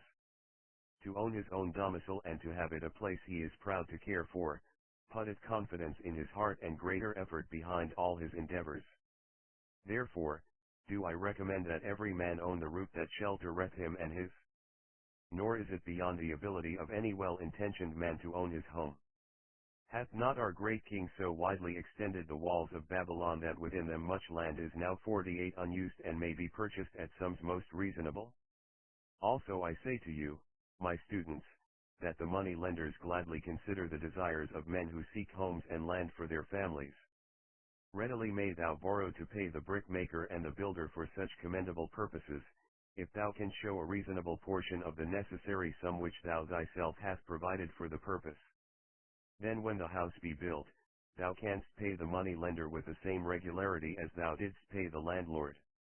Because each payment will reduce thy indebtedness to the money lender, a few years will satisfy his loan. Then will thy heart be glad because thou wilt own in thy own right a valuable property, and thy only cost will be the king's taxes. Also wilt thy good wife go more often to the river to wash thy robes, that each time returning she may bring a goatskin of water to pour upon the growing things. Thus come many blessings to the man who owneth his own house. And greatly will it reduce his cost of living, making available more of his earnings for pleasures and the gratification of his desires. This, then, is the fifth cure for a lean purse: own thy own home. The sixth cure: ensure a future income. The life of every man proceedeth from his childhood to his old age. This is the path of life, and no man may deviate from it unless the gods call him prematurely to the world beyond. Therefore do I say that it behooves a man to make preparation for a suitable income in the days to come, when he is no longer young, and to make preparations for his family should he be no longer with them to comfort and support them. This lesson shall instruct thee in providing a full purse when time has made thee less able to learn. So Arcad addressed his class upon the sixth day. The man who, because of his understanding of the laws of wealth, acquireth a growing surplus, should give thought to those future days. He should plan certain investments or provision that may endure safely for many years, yet will be available when the time arrives which he has so wisely anticipated. There are diverse ways by which a man may provide with safety for his future. He may provide a hiding place and there bury a secret treasure. Yet, no matter with what skill it be hidden, it may nevertheless become the loot of thieves. For this reason I recommend not this plan. A man may buy houses or lands for this purpose. If wisely chosen as to their usefulness and value in the future, they are permanent in their value, and their earnings or their sale will provide well for his purpose. A man may loan a small sum to the money lender and increase it at regular periods. The rental which the money lender adds to this will largely add to its increase. I do know a sandal maker, named Anson, who explained to me not long ago that each week for 8 years he had deposited with his money lender 2 pieces of silver. The money lender had but recently given him an accounting over which he greatly rejoiced. The total of his small deposits, with their rental at the customary rate of 1/4 their value for each 4 years, had now become 1,040 pieces of silver. I did gladly encourage him further by demonstrating to him with my knowledge of the numbers that in 12 years more, if he would keep his regular deposits of but 2 pieces of silver each week, the money lender would then owe him 4,000 pieces of silver, a worthy competence for the rest of his life. Surely, when such a small payment made with regularity doth produce such profitable results, no man can afford not to ensure a treasure for his old age and the protection of his family, no matter how prosperous his business and his investments may be. I would that I might say more about this. In my mind rests a belief that some day wise-thinking men will devise a plan to ensure against death, whereby many men pay in but a trifling sum regularly, the aggregate making a handsome sum for the family of each member who passeth to the beyond. This do I see as something desirable and which I could highly recommend. But today it is not possible, because it must reach beyond the life of any man or any partnership to operate. It must be as stable as the king's throne. Some day do I feel that such a plan shall come to pass and be a great blessing to many men, because even the first small payment will make available a snug fortune for the family of a member should he pass on. But because we live in our own day and not in the days which are to come, must we take advantage of those means and ways of accomplishing our purposes. Therefore do I recommend to all men, that they, by wise and well thought out methods, do provide against a lean purse in their mature years. For a lean purse to a man no longer able to earn, or to a family without its head, is a sore tragedy. This, then, is the sixth cure for a lean purse. Provide in advance for the needs of thy growing age and the protection of thy family. The seventh cure: increase thy ability to earn. This day do I speak to thee, my students, of one of the most vital remedies for a lean purse. Yet, I will talk not of gold but of yourselves, of the men beneath the robes of many colors who do sit before me. I will talk to you of those things within the minds and lives of men which do work for or against their success. So did Arcad address his class upon the seventh day. Not long ago came to me a young man seeking to borrow. When I questioned him the cause of his necessity, he complained that his earnings were insufficient to pay his expenses. Thereupon I explained to him, this being the case, he was a poor customer for the money lender, as he possessed no surplus earning capacity to repay the loan. What you need, young man, I told him, is to earn more coins. What dost thou to increase thy capacity to earn? All that I can do, he replied. 6 times within 2 moons have I approached my master to request my pay be increased, but without success. No man can go oftener than that. We may smile at his simplicity, yet he did possess one of the vital requirements to increase his earnings. Within him was a strong desire to earn more, a proper and commendable desire. Preceding accomplishment must be desire. Thy desires must be strong and definite. General desires are but weak longings. For a man to wish to be rich is of little purpose. For a man to desire 5 pieces of gold is a tangible desire which he can press to fulfillment. After he has backed his desire for 5 pieces of gold with strength of purpose to secure it, next he can find similar ways to obtain 10 pieces and then 20 pieces and later 1,000 pieces and, behold, he has become wealthy. In learning to secure his one definite small desire, he hath trained himself to secure a larger one. This is the process by which wealth is accumulated, first in small sums, then in larger ones as a man learns and becomes more able. Desires must be simple and definite. They defeat their own purpose should they be too many, too confusing, or beyond a man's training to accomplish. As a man perfecteth himself in his calling, even so doth his ability to earn increase. In those days when I was a humble scribe carving upon the clay for a few coppers each day, I observed that other workers did more than I and were paid more. Therefore, did I determine that I would be exceeded by none. Nor did it take long for me to discover the reason for their greater success. More interest in my work, more concentration upon my task, more persistence in my effort, and, behold, few men could carve more tablets in a day than I. With reasonable promptness my increased skill was rewarded, nor was it necessary for me to go 6 times to my master to request recognition. The more of wisdom we know, the more we may earn. That man who seeks to learn more of his craft shall be richly rewarded. If he is an artisan, he may seek to learn the methods and the tools of those most skillful in the same line. If he laboreth at the law or at healing, he may consult and exchange knowledge with others of his calling. If he be a merchant, he may continually seek better goods that can be purchased at lower prices. Always do the affairs of man change and improve, because keen-minded men seek greater skill that they may better serve those upon whose patronage they depend. Therefore, I urge all men to be in the front rank of progress and not to stand still, lest they be left behind. Many things come to make a man's life rich with gainful experiences. Such things as the following: a man must do if he respect himself, he must pay his debts with all the promptness within his power, not purchasing that for which he is unable to pay. He must take care of his family that they may think and speak well of him. He must make a will of record that, in case the gods call him, proper and honorable division of his property be accomplished.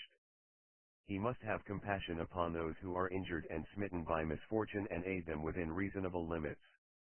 He must do deeds of thoughtfulness to those dear to him.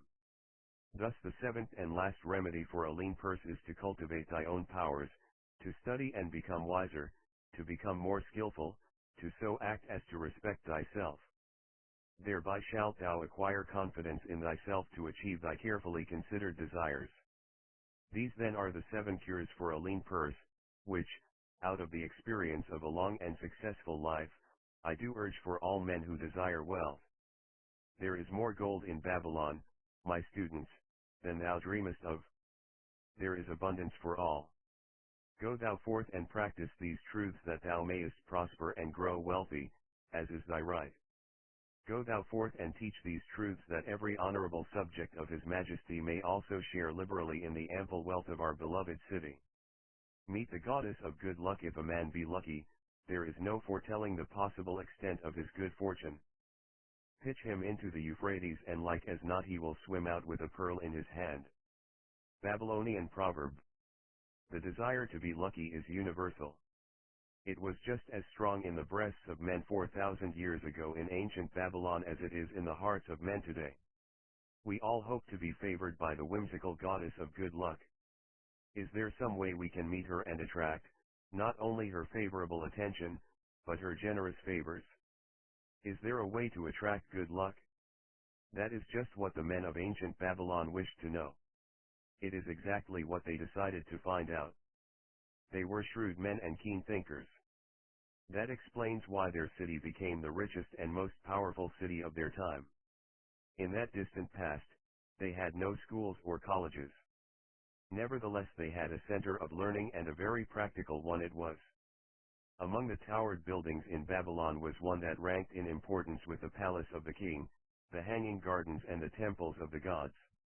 You will find scant mention of it in the history books, more likely no mention at all, yet it exerted a powerful influence upon the thought of that time.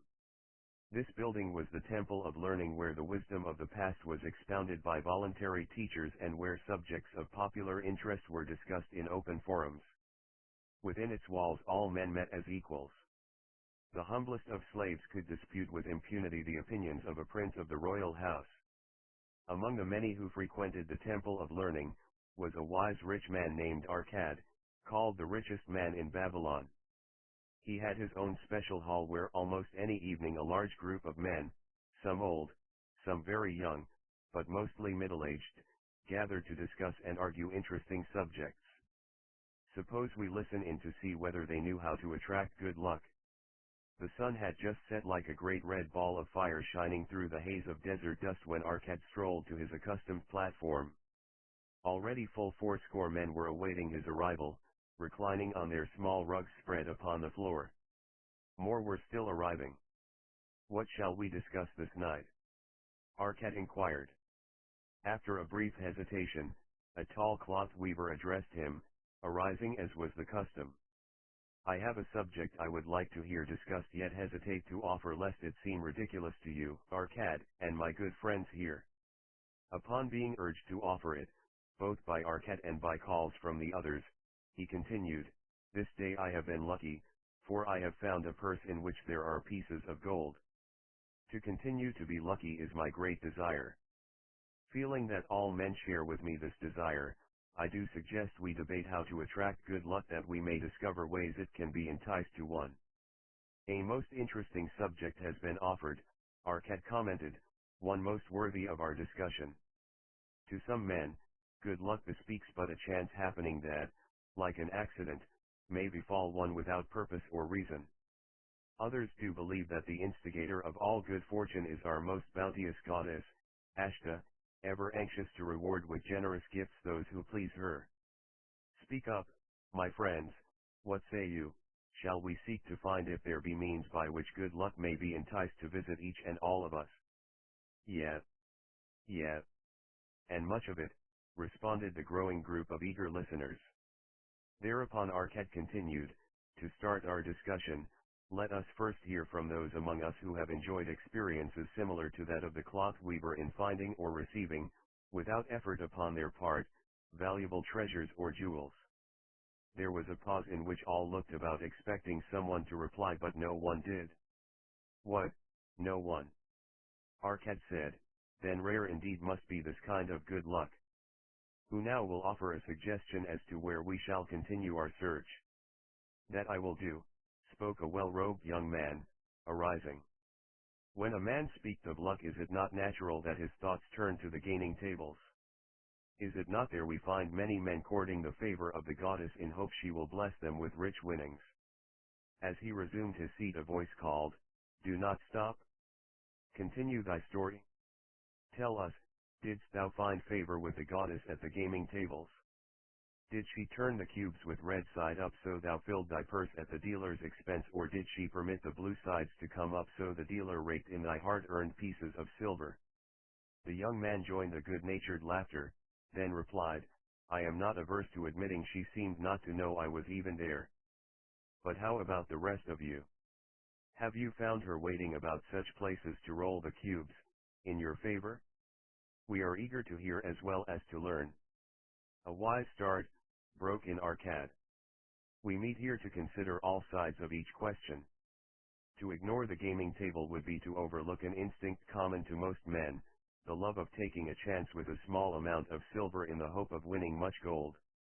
That doth remind me of the races but yesterday, called out another listener. If the goddess frequents the gaming tables, certainly she doth not overlook the races where the gilded chariots and the foaming horses offer far more excitement.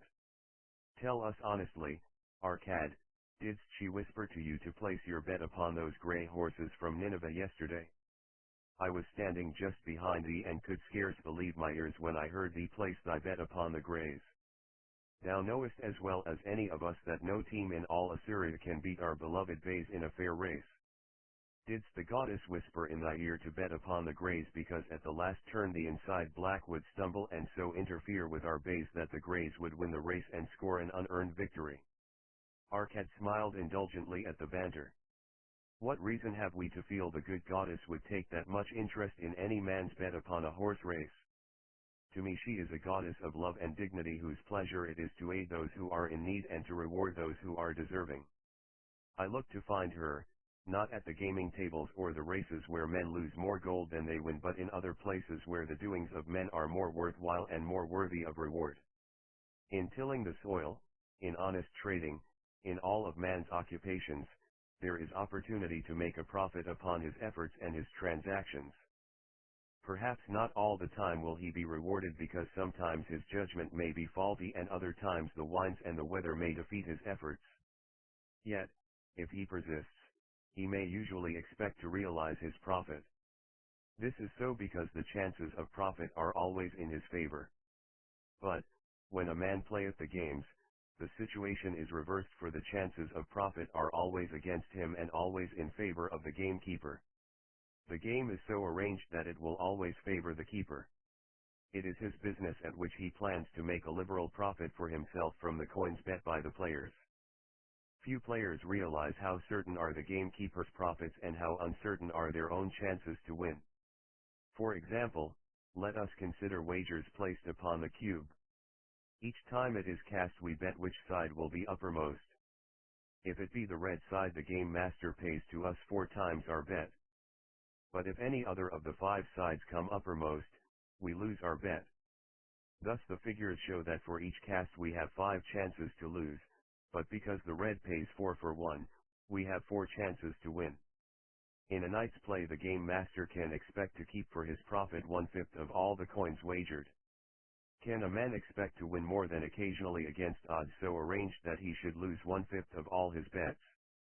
Yet some men do win large sums at times, volunteered one of the listeners. Quite so, they do, Arcad continued.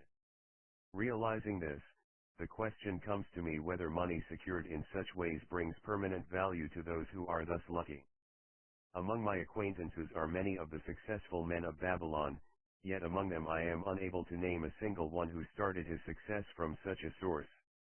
You who are gathered here tonight know many more of our substantial citizens. To me it would be of much interest to learn how many of our successful citizens can credit the gaming tables with their start to success. Suppose each of you tell of those you know. What say you? After a prolonged silence, a wag ventured, wouldst thy inquiry include the gamekeepers? If you think of no one else, Arcad responded. If not one of you can think of anyone else, then how about yourselves? Are there any consistent winners with us who hesitate to advise such a source for their incomes? His challenge was answered by a series of groans from the rear taken up and spread amid much laughter. It would seem we are not seeking good luck in such places as the goddess frequents, he continued. Therefore let us explore other fields. We have not found it in picking up lost wallets. Neither have we found it haunting the gaming tables. As to the races, I must confess to have lost far more coins there than I have ever won. Now, suppose we consider our trades and businesses. Is it not natural if we conclude a profitable transaction to consider it not good luck but a just reward for our efforts? I am inclined to think we may be overlooking the gifts of the goddess. Perhaps she really does assist us when we do not appreciate her generosity. Who can suggest further discussion? Thereupon an elderly merchant arose, smoothing his genteel white robe. With thy permission, most honorable Arcad and my friends, I offer a suggestion. If, as you have said, we take credit to our own industry and ability for our business success, why not consider the successes we almost enjoyed but which escaped us, happenings which would have been most profitable? They would have been rare examples of good luck if they had actually happened. Because they were not brought to fulfillment, we cannot consider them as our just rewards. Surely many men here have such experiences to relate. Here is a wise approach, Arquette approved. Who among you have had good luck within your grasp only to see it escape? Many hands were raised, among them that of the merchant. Arquette motioned to him to speak. As you suggested this approach, we should like to hear first from you. I will gladly relate a tale, he resumed, that doth illustrate how closely unto a man good luck may approach and how blindly he may permit it to escape, much to his loss and later regret. Many years ago, when I was a young man, just married, and well started to earning, my father did come one day and urge most strongly that I enter in an investment. The son of one of his good friends had taken notice of a barren tract of land not far beyond the outer walls of our city. It lay high above the canal where no water could reach it. The son of my father's friend devised a plan to purchase this land, build 3 large water wheels that could be operated by oxen and thereby raise the life-giving waters to the fertile soil. This accomplished, he planned to divide into small tracts and sell to the residents of the city for herb patches. The son of my father's friend did not possess sufficient gold to complete such an undertaking. Like myself, he was a young man earning a fair sum. His father, like mine, was a man of large family and small means. He, therefore, decided to interest a group of men to enter the enterprise with him. The group was to comprise 12, each of whom must be a money earner and agree to pay 1/10 of his earnings into the enterprise until the land was made ready for sale. All would then share justly in the profits in proportion to their investment. Thou, my son, bespoke my father unto me, art now in thy young manhood. It is my deep desire that thou begin the building of a valuable estate for myself, that thou mayest become respected among men. I desire to see thou profit from a knowledge of the thoughtless mistakes of thy father. This do I most ardently desire, my father, I replied. Then, this do I advise. Do what I should have done at thy age. From thy earnings keep out 1/10 to put into favorable investments. With this 1/10 of thy earnings and what it will also earn, thou canst, before thou art my age, accumulate for thyself a valuable estate. Thy words are words of wisdom, my father. Greatly do I desire riches. Yet there are many uses to which my earnings are called. Therefore, do I hesitate to do as thou dost advise. I am young. There is plenty of time. So I thought at thy age, yet behold, many years have passed and I have not yet made the beginning. We live in a different age, my father. I shall avoid thy mistakes. Opportunity stands before thee, my son. It is offering a chance that may lead to wealth. I beg of thee, do not delay. Go upon the morrow to the son of my friend and bargain with him to pay 10% of thy earnings into this investment. Go promptly upon the morrow. Opportunity waits for no man. Today it is here, soon it is gone. Therefore, delay not. In spite of the advice of my father, I did hesitate. There were beautiful new robes just brought by the tradesmen from the east, robes of such richness and beauty, my good wife and I felt we must each possess one. Should I agree to pay 1/10 of my earnings into the enterprise, we must deprive ourselves of these and other pleasures we dearly desired. I delayed making a decision until it was too late, much to my subsequent regret. The enterprise did prove to be more profitable than any man had prophesied. This is my tale, showing how I did permit good luck to escape. In this tale we see how good luck waits to come to that man who accepts opportunity, commented a swarthy man of the desert. To the building of an estate there must always be the beginning. That start may be a few pieces of gold or silver which a man diverts from his earnings to his first investment. I, myself, am the owner of many herds. The start of my herds I did begin when I was a mere boy and did purchase with 1 piece of silver a young calf.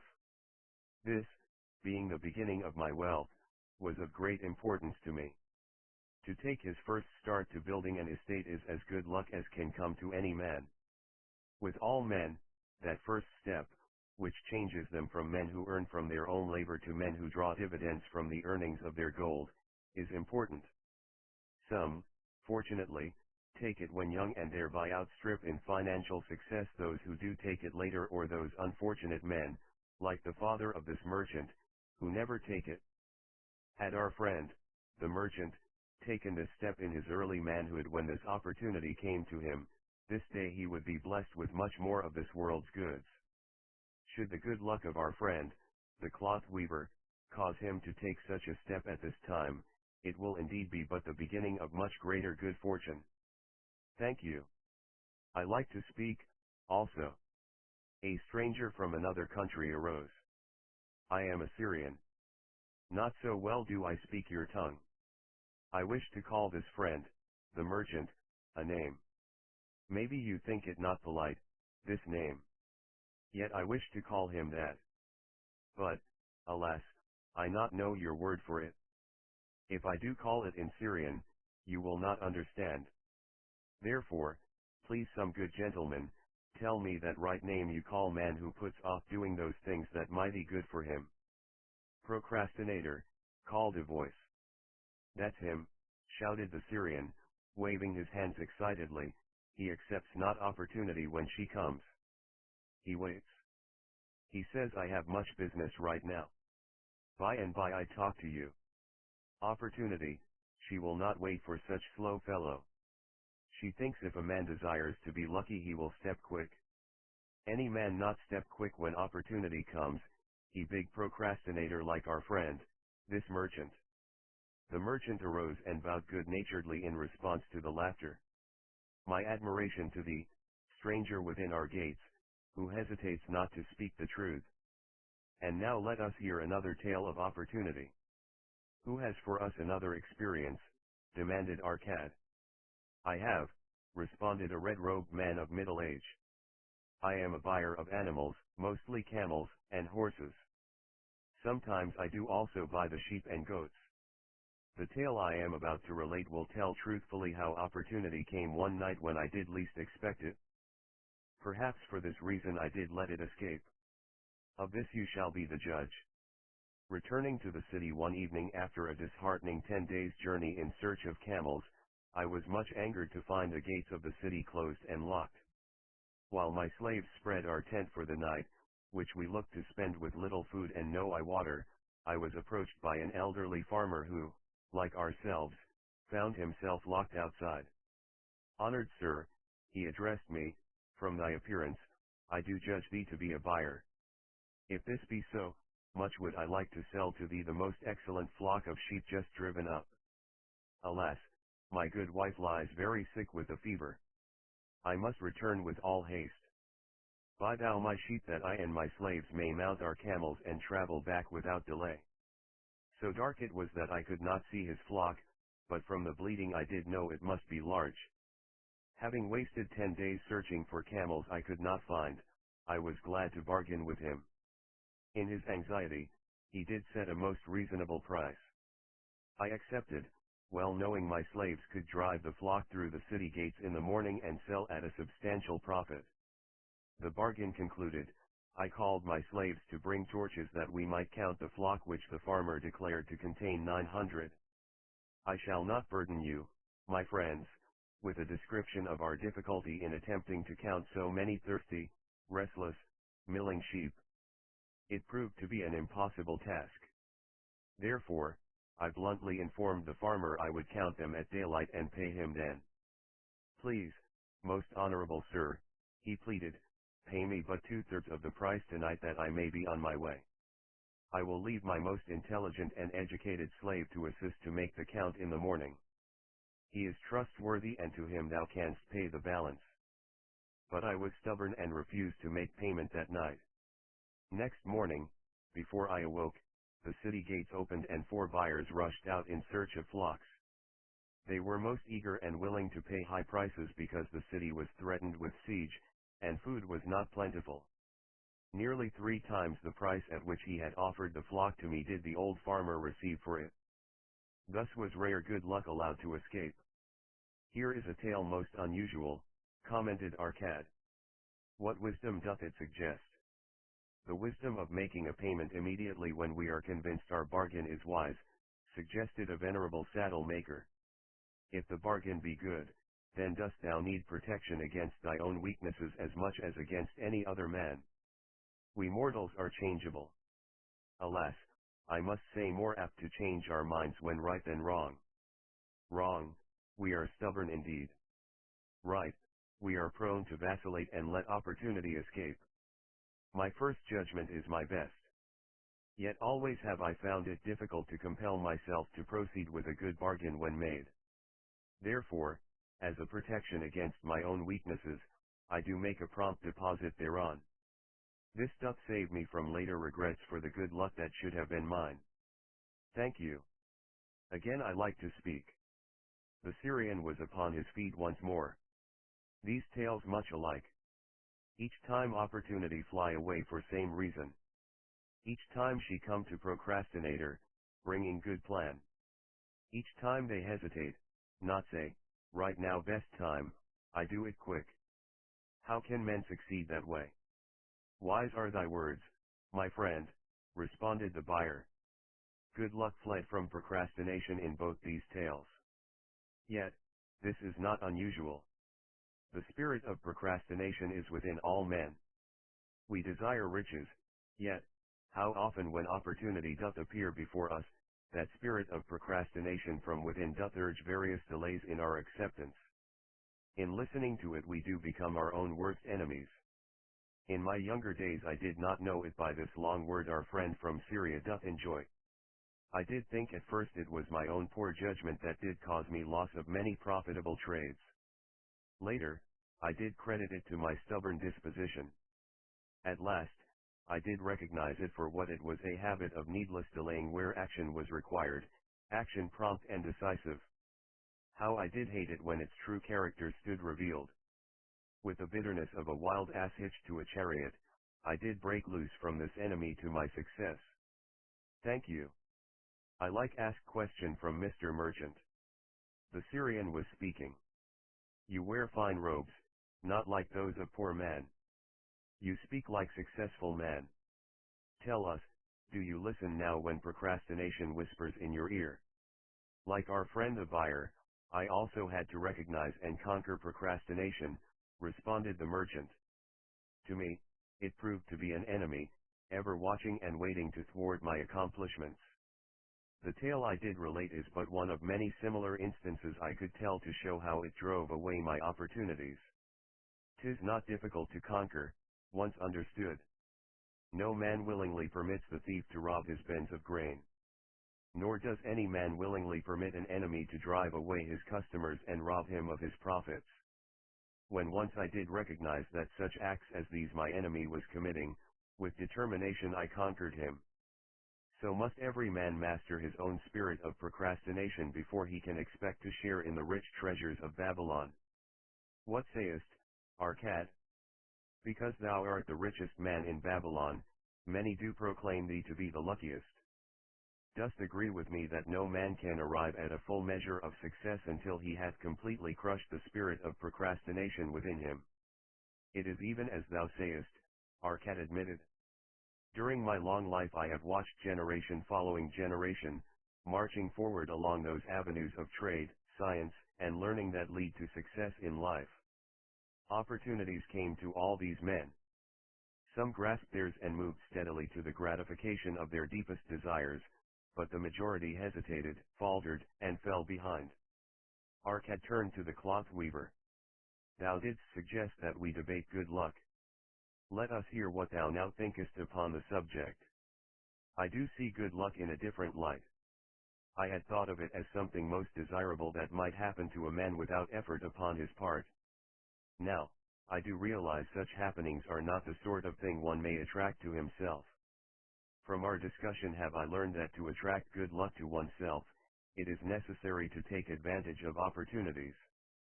Therefore, in the future, I shall endeavor to make the best of such opportunities as do come to me. Thou hast well grasped the truths brought forth in our discussion, Arcad replied. Good luck, we do find, often follows opportunity but seldom comes otherwise. Our merchant friend would have found great good luck had he accepted the opportunity the good goddess did present to him. Our friend the buyer, likewise, would have enjoyed good luck had he completed the purchase of the flock and sold at such a handsome profit. We did pursue this discussion to find a means by which good luck could be enticed to us. I feel that we have found a way. Both the tales did illustrate how good luck follows opportunity. Herein lies a truth that many similar tales of good luck, won or lost, could not change. The truth is this: good luck can be enticed by accepting opportunity. Those eager to grasp opportunities for their betterment, do attract the interest of the good goddess. She is ever anxious to aid those who please her. Men of action please her best. Action will lead thee forward to the successes thou dost desire. Men of action are favored by the goddess of good luck. The 5 laws of gold: a bag heavy with gold or a clay tablet carved with words of wisdom. If thou hadst thy choice, which wouldst thou choose? By the flickering light from the fire of desert shrubs, the sun-tanned faces of the listeners gleamed with interest. The gold, chorused the 27. Old Kalabob smiled knowingly.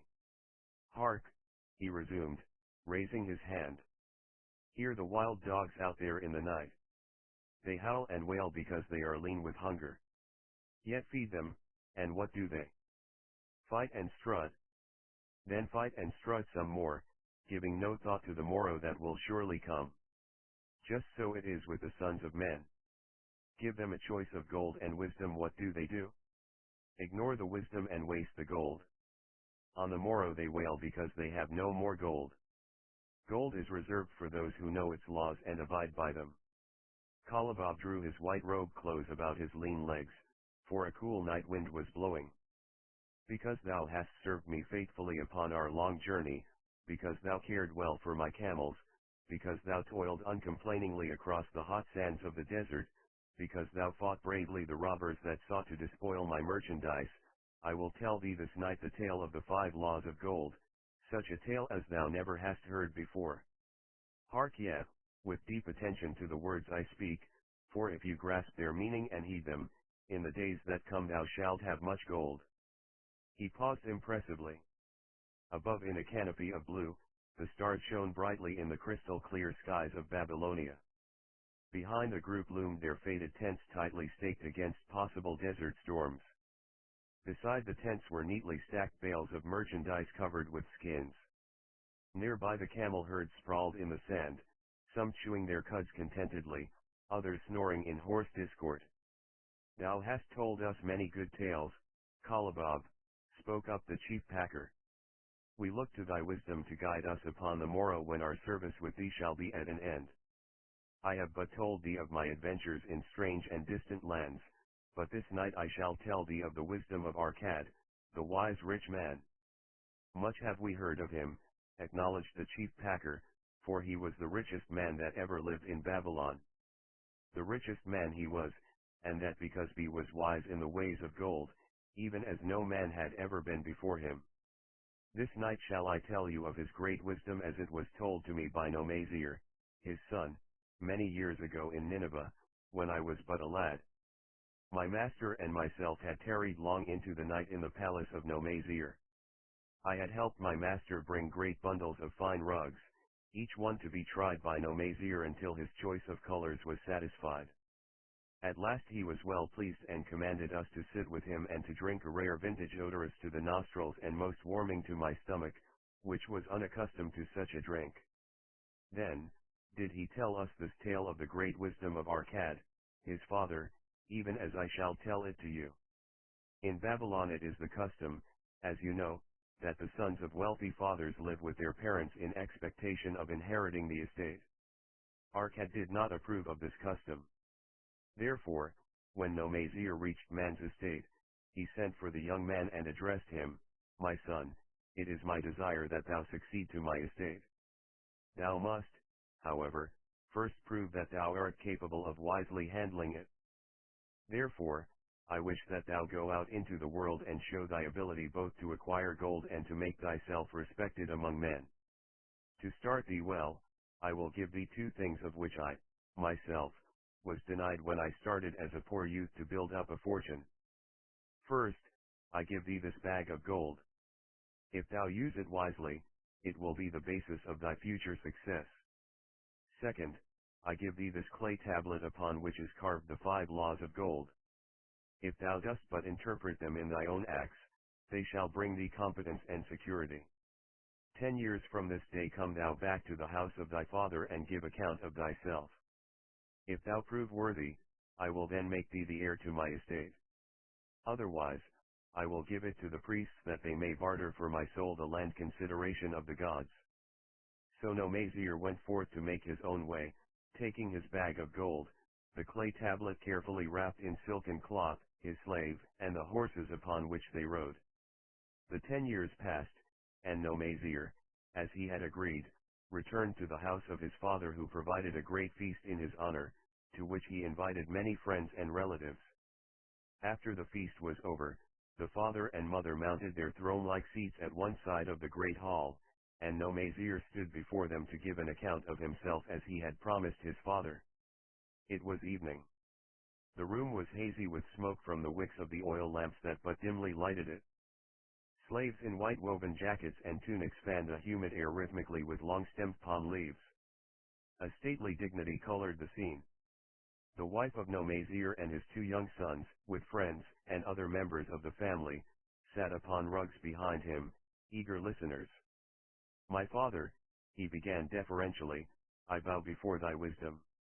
10 years ago, when I stood at the gates of manhood, thou bade me go forth and become a man among men, instead of remaining a vassal to thy fortune. Thou gave me liberally of thy gold. Thou gave me liberally of thy wisdom. Of the gold, alas, I must admit of a disastrous handling. It fled, indeed, from my inexperienced hands even as a wild hare flees at the first opportunity from the youth who captures it." The father smiled indulgently. "Continue, my son, thy tale interests me in all its details. I decided to go to Nineveh, as it was a growing city, believing that I might find there opportunities. I joined a caravan and among its members made numerous friends. 2 well-spoken men who had a most beautiful white horse as fleet as the wind were among these. As we journeyed, they told me in confidence that in Nineveh was a wealthy man who owned a horse so swift that it had never been beaten. Its owner believed that no horse living could run with greater speed. Therefore, would he wager any sum however large that his horse could outspeed any horse in all Babylonia. Compared to their horse, so my friends said, it was but a lumbering ass that could be beaten with ease. They offered, as a great favor, to permit me to join them in a wager. I was quite carried away with the plan. Our horse was badly beaten and I lost much of my gold." The father laughed. "Later, I discovered that this was a deceitful plan of these men, and they constantly journeyed with caravans seeking victims. You see, the man in Nineveh was their partner and shared with them the bets he won. This shrewd deceit taught me my first lesson in looking out for myself. I was soon to learn another, equally bitter. In the caravan was another young man with whom I became quite friendly. He was the son of wealthy parents and, like myself, journeying to Nineveh to find a suitable location. Not long after our arrival, he told me that a merchant had died and his shop with its rich merchandise and patronage could be secured at a paltry price. Saying that we would be equal partners, but first he must return to Babylon to secure his gold, he prevailed upon me to purchase the stock with my gold, agreeing that his would be used later to carry on our venture. He long delayed the trip to Babylon, proving in the meantime to be an unwise buyer and a foolish spender. I finally put him out, but not before the business had deteriorated to where we had only unsaleable goods and no gold to buy other goods. I sacrificed what was left to an Israelite for a pitiful sum. Soon there followed, I tell you, my father, bitter days. I sought employment and found it not, for I was without trade or training that would enable me to earn. I sold my horses. I sold my slave. I sold my extra robes that I might have food and a place to sleep, but each day grim want crouched closer. But in those bitter days, I remembered thy confidence in me, my father. Thou hadst sent me forth to become a man, and this I was determined to accomplish. The mother buried her face and wept softly. At this time, I bethought me of the table thou had given to me upon which thou had carved the 5 laws of gold. Thereupon, I read most carefully thy words of wisdom, and realized that had I but sought wisdom first, my gold would not have been lost to me.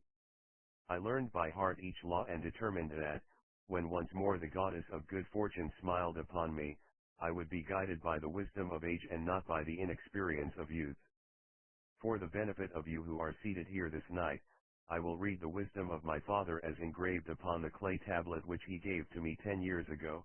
The 5 laws of gold. Gold cometh gladly and in increasing quantity to any man who will put by not less than 1/10 of his earnings to create an estate for his future and that of his family. 2. Gold laboureth diligently and contentedly for the wise owner who finds for it profitable employment, multiplying even as the flocks of the field. 3. Gold clingeth to the protection of the cautious owner who invests it under the advice of men wise in its handling. 4. Gold slippeth away from the man who invests it in businesses or purposes with which he is not familiar or which are not approved by those skilled in its keep. The gold flees the man who would force it to impossible earnings or who followeth the alluring advice of tricksters and schemers or who trusts it to his own inexperience and romantic desires in investment. These are the 5 laws of gold as written by my father. I do proclaim them as of greater value than gold itself, as I will show by the continuance of my tale. He again faced his father. I have told thee of the depth of poverty and despair to which my inexperience brought me. However, there is no chain of disasters that will not come to an end. Mine came when I secured employment managing a crew of slaves working upon the new outer wall of the city. Profiting from my knowledge of the first law of gold, I saved a copper from my first earnings, adding to it at every opportunity until I had a piece of silver. It was a slow procedure, for one must live. I did spend grudgingly, I admit, because I was determined to earn back before the 10 years were over as much gold as you, my father, had given to me. One day the slave master, with whom I had become quite friendly, said to me, "Thou art a thrifty youth who spends not wantonly what he earns. Hast thou gold put by that is not earning?" "Yes," I replied, "it is my greatest desire to accumulate gold to replace that which my father gave to me and which I have lost. 'Tis a worthy ambition, I will grant, and do you know that the gold which you have saved can work for you and earn much more gold?" Alas! My experience has been bitter, for my father's gold has fled from me, and I am in much fear lest my own do the same. "If thou hast confidence in me, I will give thee a lesson in the profitable handling of gold," he replied. "Within a year the outer wall will be complete and ready for the great gates of bronze that will be built at each entrance to protect the city from the king's enemies. In all Nineveh there is not enough metal to make these gates and the king has not thought to provide it. Here is my plan. A group of us will pool our gold and send a caravan to the mines of copper and tin, which are distant, and bring to Nineveh the metal for the gates. When the king says, 'Make the great gates,' we alone can supply the metal and a rich price he will pay. If the king will not buy from us, we will yet have the metal which can be sold for a fair price." In his offer I recognized an opportunity to abide by the 3rd law and invest my savings under the guidance of wise men. Nor was I disappointed. Our pool was a success, and my small store of gold was greatly increased by the transaction. In due time, I was accepted as a member of this same group in other ventures. They were men wise in the profitable handling of gold. They talked over each plan presented with great care, before entering upon it. They would take no chance on losing their principal or tying it up in unprofitable investments from which their gold could not be recovered. Such foolish things as the horse race and the partnership into which I had entered with my inexperience would have had scant consideration with them. They would have immediately pointed out their weaknesses. Through my association with these men, I learned to safely invest gold to bring profitable returns. As the years went on, my treasure increased more and more rapidly. I not only made back as much as I lost, but much more. Through my misfortunes, my trials, and my success, I have tested time and again the wisdom of the 5 laws of gold, my father, and have proven them true in every test. To him who is without knowledge of the 5 laws, gold comes not often, and goeth away quickly. But to him who abide by the 5 laws, gold comes and works as his dutiful slave. Nomazir ceased speaking and motioned to a slave in the back of the room.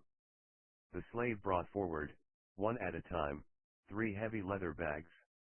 One of these Nomazir took and placed upon the floor before his father, addressing him again, "Thou didst give to me a bag of gold, Babylon gold. Behold, in its place, I do return to thee a bag of Nineveh gold of equal weight and equal exchange, as all will agree. Thou didst give to me a clay tablet inscribed with wisdom. Behold, in its stead, I do return 2 bags of gold." So saying, he took from the slave the other 2 bags and, likewise, placed them upon the floor before his father. "This I do to prove to thee, my father, of how much greater value I consider thy wisdom than thy gold. Yet, who can measure in bags of gold, the value of wisdom? Without wisdom, gold is quickly lost by those who have it, but with wisdom, gold can be secured by those who have it not, as these 3 bags of gold do prove. It does, indeed, give to me the deepest satisfaction, my father, to stand before thee and say that, because of thy wisdom, I have been able to become rich and respected before men." The father placed his hand fondly upon the head of Nomazir. "Thou hast learned well thy lessons, and I am, indeed, fortunate to have a son to whom I may entrust my wealth." Kalabab ceased his tale and looked critically at his listeners. "What means this to thee, this tale of Nomazir?" he continued. "Who amongst thee can go to thy father or to the father of thy wife and give an account of wise handling of his earnings? What would these venerable men think were you to say, 'I have traveled much and learned much and labored much and earned much, yet alas, of gold I have little. Some I spent wisely, some I spent foolishly, and much I lost in unwise ways'? Dost still think it but an inconsistency of fate that some men have much gold and others have not? Then you err. Men have much gold when they know the 5 laws of gold and abide thereby. Because I learned these 5 laws in my youth and abided by them, I have become a wealthy merchant. Not by some strange magic did I accumulate my wealth. Wealth that comes quickly goeth the same way. Wealth that stayeth to give enjoyment and satisfaction to its owner comes gradually, because it is a child born of knowledge and persistent purpose. To earn wealth is but a slight burden upon the thoughtful man. Bearing the burden consistently from year to year accomplishes the final purpose. The 5 laws of gold offer to thee a rich reward for their observance. Each of these 5 laws is rich with meaning, and lest thou overlook this in the briefness of my tale, I will now repeat them. I do know them each by heart because in my youth, I could see their value and would not be content until I knew them word for word. The first law of gold: gold cometh gladly and in increasing quantity to any man who will put by not less than 1/10 of his earnings to create an estate for his future and that of his family. Any man who will put by 1/10 of his earnings consistently and invest it wisely will surely create a valuable estate that will provide an income for him in the future and further guarantee safety for his family in case the gods call him to the world of darkness. This law always saith that gold cometh gladly to such a man. I can truly certify this in my own life. The more gold I accumulate, the more readily it comes to me and in increased quantities. The gold which I save earns more, even as yours will, and its earnings earn more, and this is the working out of the first law. The second law of gold: gold laboureth diligently and contentedly for the wise owner who finds for it profitable employment, multiplying even as the flocks of the field. Gold, indeed, is a willing worker. It is ever eager to multiply when opportunity presents itself. To every man who hath a store of gold set by, opportunity comes for its most profitable use. As the years pass, it multiplies itself in surprising fashion. The third law of gold: gold clingeth to the protection of the cautious owner who invests it under the advice of men wise in its handling. Gold, indeed, clingeth to the cautious owner, even as it flees the careless owner. The man who seeks the advice of men wise in handling gold soon learneth not to jeopardize his treasure, but to preserve in safety and to enjoy in contentment its consistent increase. The fourth law of gold: gold slippeth away from the man who invests it in businesses or purposes with which he is not familiar or which are not approved by those skilled in its keep. To the man who hath gold, yet is not skilled in its handling, many uses for it appear most profitable. Too often these are fraught with danger of loss, and if properly analyzed by wise men, show small possibility of profit. Therefore, the inexperienced owner of gold who trusts to his own judgment and invests it in business or purposes with which he is not familiar, too often finds his judgment imperfect, and pays with his treasure for his inexperience. Wise, indeed, is he who investeth his treasures under the advice of men skilled in the ways of gold. The fifth law of gold: gold flees the man who would force it to impossible earnings, or who followeth the alluring advice of tricksters and schemers, or who trusts it to his own inexperience and romantic desires in investment. Fanciful propositions that thrill like adventure tales always come to the new owner of gold. These appear to endow his treasure with magic powers that will enable it to make impossible earnings. Yet heed ye the wise men, for verily they know the risks that lurk behind every plan to make great wealth suddenly. Forget not the rich men of Nineveh, who would take no chance of losing their principal or tying it up in unprofitable investments. This ends my tale of the 5 laws of gold. In telling it to thee, I have told the secrets of my own success. Yet, they are not secrets but truths which every man must first learn and then follow who wishes to step out of the multitude that, like you wild dogs, must worry each day for food to eat. Tomorrow, we enter Babylon. Look. See the fire that burns eternal above the temple of Bel. We are already in sight of the golden city. Tomorrow, each of thee shall have gold, the gold thou hast so well earned by thy faithful services. 10 years from this night, what can you tell about this gold? If there be men among you, who, like no Mazier, will use a portion of their gold to start for themselves an estate and be thenceforth wisely guided by the wisdom of Arcad, 10 years from now, 'tis a safe wager, like the son of Arcad, they will be rich and respected among men. Our wise acts accompany us through life to please us and to help us. Just as surely, our unwise acts follow us to plague and torment us. Alas, they cannot be forgotten. In the front rank of the torments that do follow us are the memories of the things we should have done, of the opportunities which came to us and we took not. Rich are the treasures of Babylon, so rich no man can count their value in pieces of gold.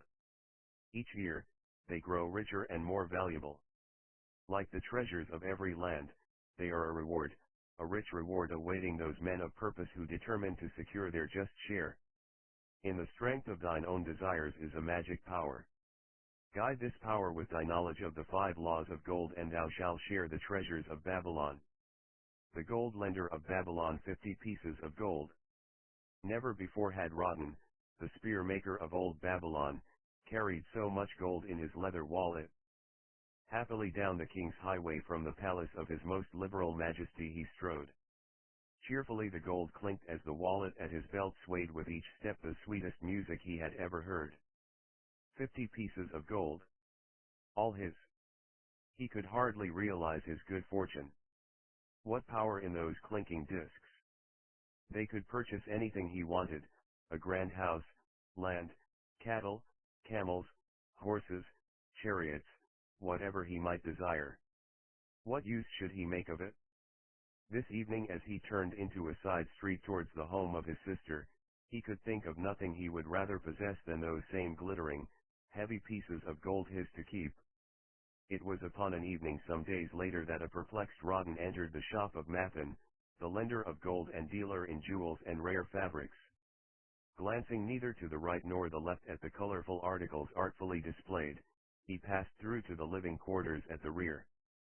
Here he found a genteel Mathan lounging upon a rug partaking of a meal served by a black slave. I would counsel with thee, for I know not what to do. Rotten stood stolidly, feet apart, hairy breast exposed by the gaping front of his leather jacket. Mathan's narrow, sallow face smiled a friendly greeting. What indiscretions hast thou done that thou shouldst seek the lender of gold? Hast been unlucky at the gaming table? Or hath some plump dame entangled thee? For many years have I known thee, yet never hast thou sought me to aid thee in thy troubles. No, no. Not such as that. I seek no gold. Instead I crave thy wise advice. Hear. Hear. What this man doth say. No one comes to the lender of gold for advice. My ears must play me false. They listen true. Can this be so?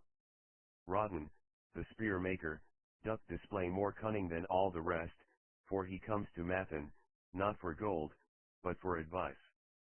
Many men come to me for gold to pay for their follies, but as for advice, they want it not. Yet who is more able to advise than the lender of gold to whom many men come in trouble?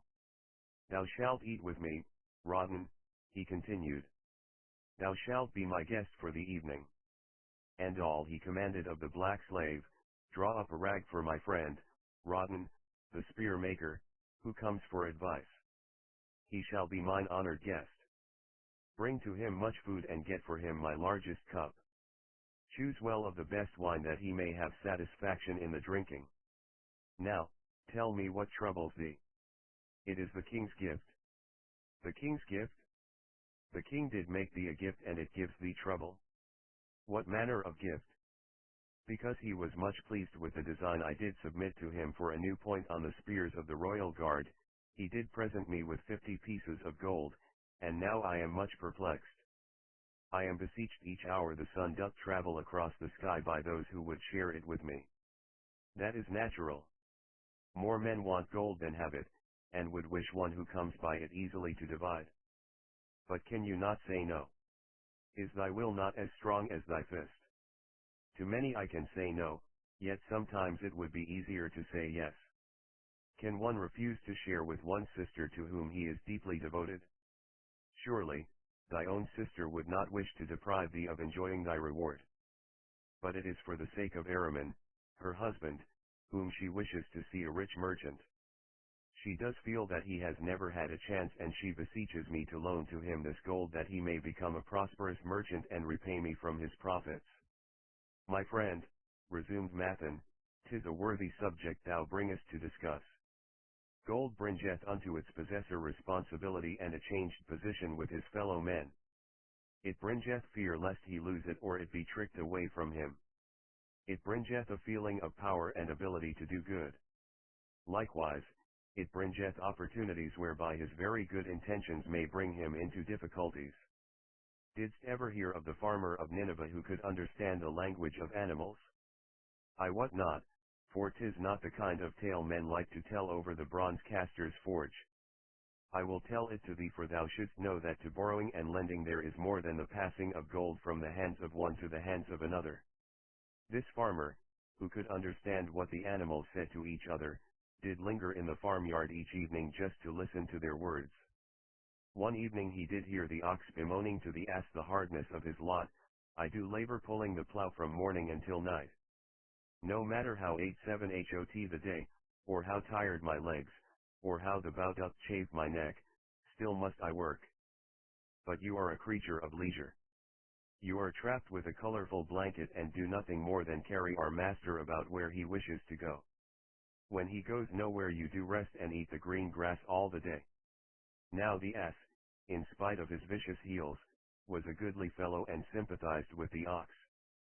My good friend, he replied, you do work very hard and I would help ease your lot. Therefore, will I tell you how you may have a day of rest. In the morning when the slave comes to fetch you to the plough, lie upon the ground and bellow much that he may say you are sick and cannot work. So the ox took the advice of the ass, and the next morning the slave returned to the farmer and told him the ox was sick and could not pull the plough. Then, said the farmer, hitch the ass to the plough, for the ploughing must go on. All that day the ass, who had only intended to help his friend, found himself compelled to do the ox's task. When night came and he was released from the plough, his heart was bitter and his legs were weary and his neck was sore where the bow had chafed it. The farmer lingered in the barnyard to listen. The ox began first. "You are my good friend. Because of your wise advice I have enjoyed a day of rest." "And I," retorted the ass, "am like many another simple-hearted one who starts to help a friend and ends up by doing his task for him. Hereafter you draw your own plow, for I did hear the master tell the slave to send for the butcher were you sick again. I wish he would, for you are a lazy fellow." Thereafter they spoke to each other no more. This ended their friendship. "Canst thou tell the moral to this tale, Rawdon?" "'Tis a good tale," responded Rawdon, "but I see not the moral." "I thought not that you would. But it is there and simple too. Just this, if you desire to help thy friend, do so in a way that will not bring thy friend's burdens upon thyself." "I had not thought of that. It is a wise moral. I wish not to assume the burdens of my sister's husband. But tell me, you lend to many. Do not the borrowers repay?" Mathan smiled the smile of one whose soul is rich with much experience. "Could a loan be well made if the borrower cannot repay? Must not the lender be wise and judge carefully whether his gold can perform a useful purpose to the borrower and return to him once more, or whether it will be wasted by one unable to use it wisely and leave him without his treasure, and leave the borrower with a debt he cannot repay? I will show to thee the tokens in my token chest and let them tell thee some of their stories." Into the room he brought a chest as long as his arm, covered with red pigskin and ornamented with bronze designs. He placed it upon the floor and squatted before it, both hands upon the lid. "From each person to whom I lend, I do exact a token for my token chest, to remain there until the loan is repaid. When they repay I give back, but if they never repay it will always remind me of one who was not faithful to my confidence. The safest loans, my token box tells me, are to those whose possessions are of more value than the one they desire. They own lands, or jewels, or camels, or other things which could be sold to repay the loan. Some of the tokens given to me are jewels of more value than the loan. Others are promises that if the loan be not repaid as agreed they will deliver to me certain property settlement. On loans like those I am assured that my gold will be returned with the rental thereon, for the loan is based on property. In another class are those who have the capacity to earn. They are such as you, who labor or serve and are paid. They have income, and if they are honest and suffer no misfortune, I know that they also can repay the gold I loan them and the rental to which I am entitled. Such loans are based on human effort. Others are those who have neither property nor assured earning capacity. Life is hard and there will always be some who cannot adjust themselves to it. Alas for the loans I make them, even though they be no larger than a pence. My token box may censure me in the years to come unless they be guaranteed by good friends of the borrower who know him honorable." Mathan released the clasp and opened the lid. Rawdon leaned forward eagerly. At the top of the chest a bronze neckpiece lay upon a scarlet cloth. Mathan picked up the piece and patted it affectionately. "This shall always remain in my token chest because the owner has passed on into the great darkness. I treasure it, his token, and I treasure his memory, for he was my good friend. We traded together with much success until out of the East he brought a woman to wed, beautiful, but not like our women. A dazzling creature. He spent his gold lavishly to gratify her desires. He came to me in distress when his gold was gone. I counseled with him. I told him I would help him to once more master his own affairs. He swore by the sign of the great bull that he would. But it was not to be. In a quarrel she thrust a knife into the heart he dared her to pierce." "And she?" questioned Rawdon. "Yes, of course, this was hers." He picked up the scarlet cloth. In bitter remorse she threw herself into the Euphrates. These two loans will never be repaid. The chest tells you, Rawdon, that humans in the throes of great emotions are not safe risks for the gold lender. Here. Now this is different." He reached for a ring carved of ox bone. "This belongs to a farmer. I buy the rugs of his women. The locusts came and they had not food. I helped him, and when the new crop came he repaid me. Later he came again and told of strange goats in a distant land as described by a traveler. They had long hair so fine and soft it would weave into rugs more beautiful than any ever seen in Babylon. He wanted a herd but he had no money. So I did lend him gold to make the journey and bring back goats. Now his herd is begun and next year I shall surprise the lords of Babylon with the most expensive rugs it has been their good fortune to buy. Soon I must return his ring. He doth insist on repaying promptly. Some borrowers do that, queried Rotten.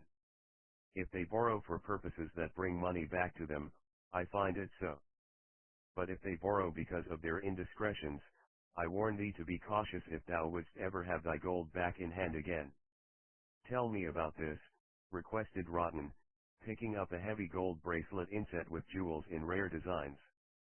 The women do appeal to my good friend, bantered Mathen. I am still much younger than you, retorted Rotten. I grant that, but this time thou doth suspicion romance where it is not. The owner of this is fat and wrinkled and doth talk so much and say so little she drives me mad.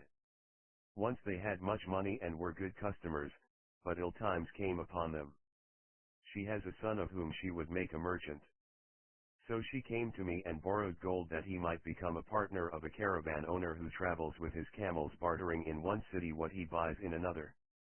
This man proved a rascal for he left the poor boy in a distant city without money and without friends, pulling out early while the youth slept. Perhaps when this youth has grown to manhood, he will repay. Until then I get no rental for the loan, only much talk. But I do admit the jewels are worthy of the loan. Did this lady ask thy advice as to the wisdom of the loan? Quite otherwise. She had pictured to herself this son of hers as a wealthy and powerful man of Babylon. To suggest the contrary was to infuriate her. A fair rebuke I had. I knew the risk for this inexperienced boy, but as she offered security I could not refuse her. This, continued Mathen, waving a bit of pack rope tied into a knot, belongs to Nebuchadnezzar, the camel trader. When he would buy a herd larger than his funds he brings to me this knot and I lend to him according to his needs. He is a wise trader. I have confidence in his good judgment and can lend him freely. Many other merchants of Babylon have my confidence because of their honorable behavior. Their 92 tokens come and go frequently in my token box. Good merchants are an asset to our city and it profits me to aid them to keep trade moving that Babylon be prosperous. Mathen picked out a beetle carved in turquoise and tossed it contemptuously on the floor. A bug from Egypt. The lad who owns this does not care whether I ever receive back my gold. When I reproach him he replies, how can I repay when ill fate pursues me? You have plenty more. What can I do? The token is his father's, a worthy man of small means who did pledge his land and herd to back his son's enterprises. The youth found success at first and then was overzealous to gain great wealth. His knowledge was immature. His enterprises collapsed. Youth is ambitious.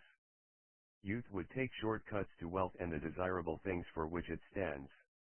To secure wealth quickly youth often borrows unwisely. Youth, never having had experience, cannot realize that hopeless debt is like a deep pit into which one may descend quickly and where one may struggle vainly for many days. It is a pit of sorrow and regrets where the brightness of the sun is overcast and night is made unhappy by restless sleeping. Yet, I do not discourage borrowing gold. I encourage it. I recommend it if it be for a wise purpose. I myself made my first real success as a merchant with borrowed gold. Yet, what should the lender do in such a case? The youth is in despair and accomplishes nothing. He is discouraged. He makes no effort to repay. My heart turns against depriving the father of his land and cattle. You tell me much that I am interested to hear, ventured Rotten, but I hear no answer to my question. Should I lend my 50 pieces of gold to my sister's husband? They mean much to me. Thy sister is a sterling woman whom I do much esteem.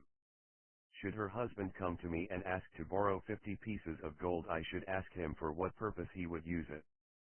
If he answered that he desired to become a merchant like myself and deal in jewels and rich furnishings, I would say, What knowledge have you of the ways of trade? Do you know where you can buy at lowest cost? Do you know where you can sell at a fair price? Could he say yes to these questions? No, he could not, Rotten admitted. He has helped me much in making spears and he has helped some in the shops. Then, would I say to him that his purpose was not wise? Merchants must learn their trade. His ambition, though worthy, is not practical and I would not lend him any gold. But, supposing he could say, yes, I have helped merchants much. I know how to travel to Smyrna and to buy at low cost the rugs the housewives weave. I also know many of the rich people of Babylon to whom I can sell these at a large profit. Then I would say, your purpose is wise and your ambition honorable. I shall be glad to lend you the 50 pieces of gold if you can give me security that they will be returned. But would he say, I have no security other than that I am an honored man and will pay you well for the loan? Then would I reply, I treasure much each piece of gold. Were the robbers to take it from you as you journeyed to Smyrna or take the rugs from you as you returned, then you would have no means of repaying me and my gold would be gone. Gold, you see, Rotten, is the merchandise of the lender of money. It is easy to lend.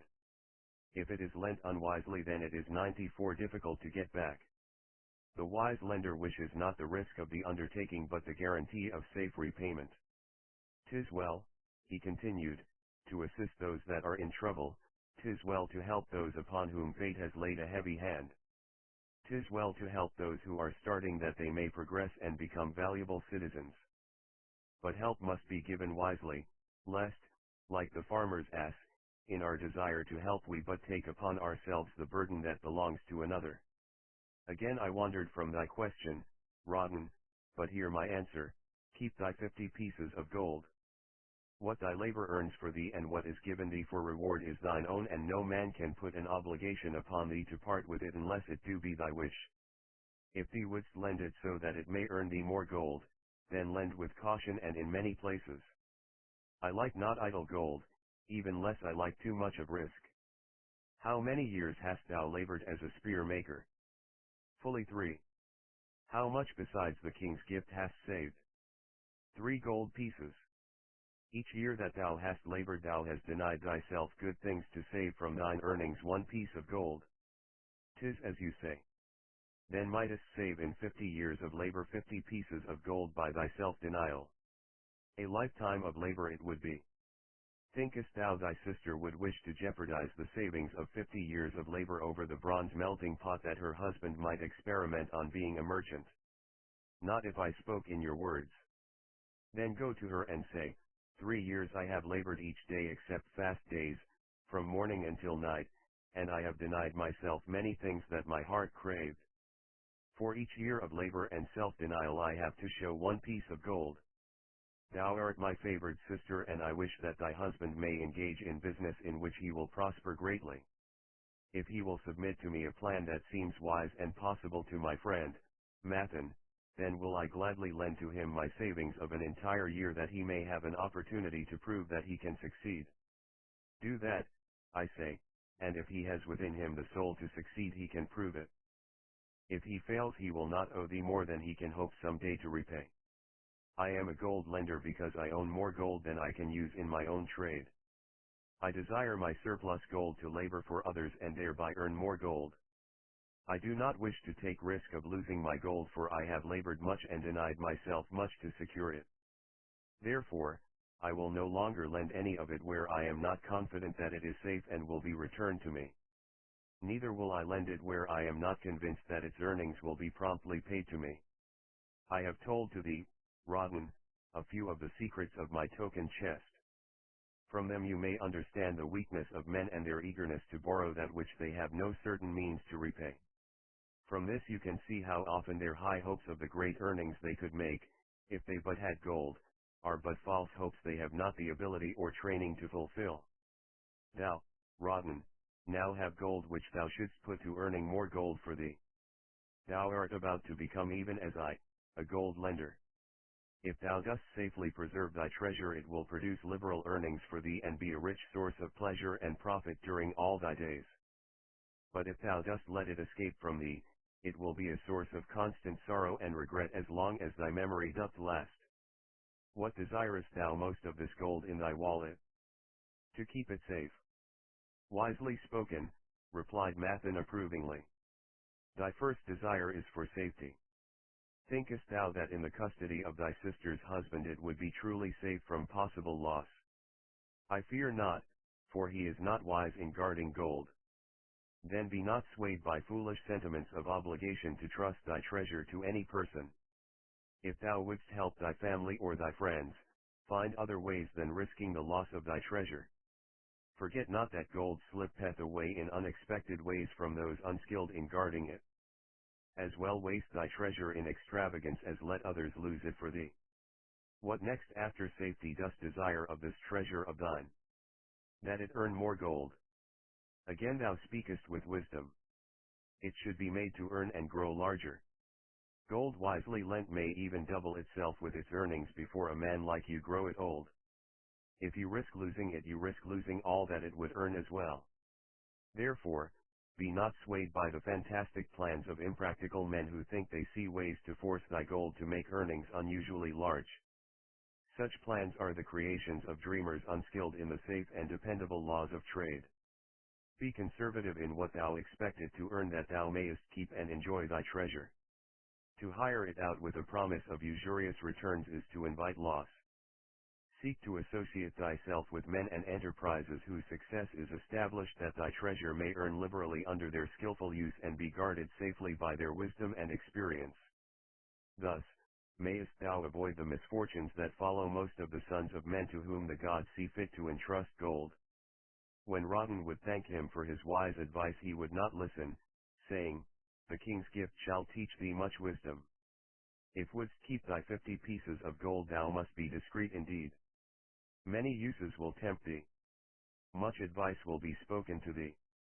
Numerous opportunities to make large profits will be offered thee. The stories from my token box should warn thee, before thou let any piece of gold leave thy pouch, to be sure that thou hast a safe way to pull it back again. Should my further advice appeal to thee, return again. It is gladly given. Ere thou goest, read this which I have carved beneath the lid of my token box. It applies equally to the borrower and the lender. Better a little caution than a great regret. The walls of Babylon. Old Bonzar, grim warrior of another day, stood guard at the passageway leading to the top of the ancient walls of Babylon. Up above, valiant defenders were battling to hold the walls. Upon them depended the future existence of this great city with its hundreds of thousands of citizens. Over the walls came the roar of the attacking armies, the yelling of many men, the trampling of thousands of horses, the deafening boom of the battering rams pounding the bronzed gates. In the street behind the gate lounged the spearmen, waiting to defend the entrance should the gates give way. They were but few for the task. The main armies of Babylon were with their king, far away in the east on the great expedition against the Elamites. No attack upon the city having been anticipated during their absence, the defending forces were small. Unexpectedly, from the north, bore down the mighty armies of the Assyrians. And now the walls must hold or Babylon was doomed. About Bonzar were great crowds of citizens, white-faced and terrified, eagerly seeking news of the battle. With hushed awe they viewed the stream of wounded and dead being carried or led out of the passageway. Here was the crucial point of attack. After 3 days of circling about the city, the enemy had suddenly thrown his great strength against this section and this gate. The defenders from the top of the wall fought off the climbing platforms and the scaling ladders of the attackers with arrows, burning oil and, if any reached the top, spears. Against the defenders, thousands of the enemy's archers poured a deadly barrage of arrows. Old Bonzar had the vantage point for news. He was closest to the conflict and first to hear of each fresh repulse of the frenzied attackers. An elderly merchant crowded close to him, his palsied hands quivering. Tell me, he pleaded. They cannot get in. My sons are with a good king. There is no one to protect my old wife. My goods, they will steal all. My food, they will leave nothing. We are old, Too old to defend ourselves, too old for slaves. We shall starve. We shall die. Tell me they cannot get in. Calm thyself, good merchant, the guard responded. The walls of Babylon are strong. Go back to the bazaar and tell your wife that the walls will protect you and all of your possessions as safely as they protect the rich treasures of the king. Keep close to the walls, lest the arrows flying over strike you. A woman with a babe in arms took the old man's place as he withdrew. Sergeant, what news from the top? Tell me truly that I may reassure my poor husband. He lies with fever from his terrible wounds, yet insists upon his armor and his spear to protect me, who am with child. Terrible, he says, will be the vengeful lust of our enemies should they break in. Be thou of good heart, thou mother that is, and is again to be, the walls of Babylon will protect you and your babes. They are high and strong. Hear ye not the yells of our valiant defenders as they empty the cauldrons of burning oil upon the ladder scalers? Yes, that do I hear, and also the roar of the battering rams that do hammer at our gates. Back to thy husband. Tell him the gates are strong and withstand the rams. Also that the scalers climb the walls but to receive the waiting spear thrust. Watch thy way and hasten behind you buildings. Bonzar stepped aside to clear the passage for heavily armed reinforcements. As, with clanking bronze shields and heavy tread, they tramped by, a small girl plucked at his girdle. Tell me please, soldier, are we safe? She pleaded. I hear the awful noises. I see the men all bleeding. I am so frightened. What will become of our family, of my mother, little brother, and the baby? The grim old campaigner blinked his eyes and thrust forward his chin as he beheld the child. Be not afraid, little one, he reassured her. The walls of Babylon will protect you and mother and little brother and the baby. It was for the safety of such as you that the good Queen Semiramis built them over 100 years ago. Never have they been broken through. Go back and tell your mother and little brother and the baby that the walls of Babylon will protect them and they need have no fear.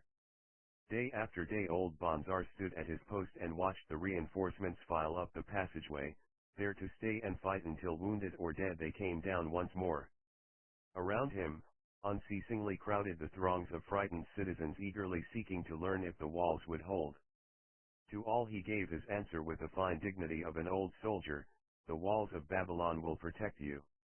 For 3 weeks and 5 days the attack waged with scarcely ceasing violence.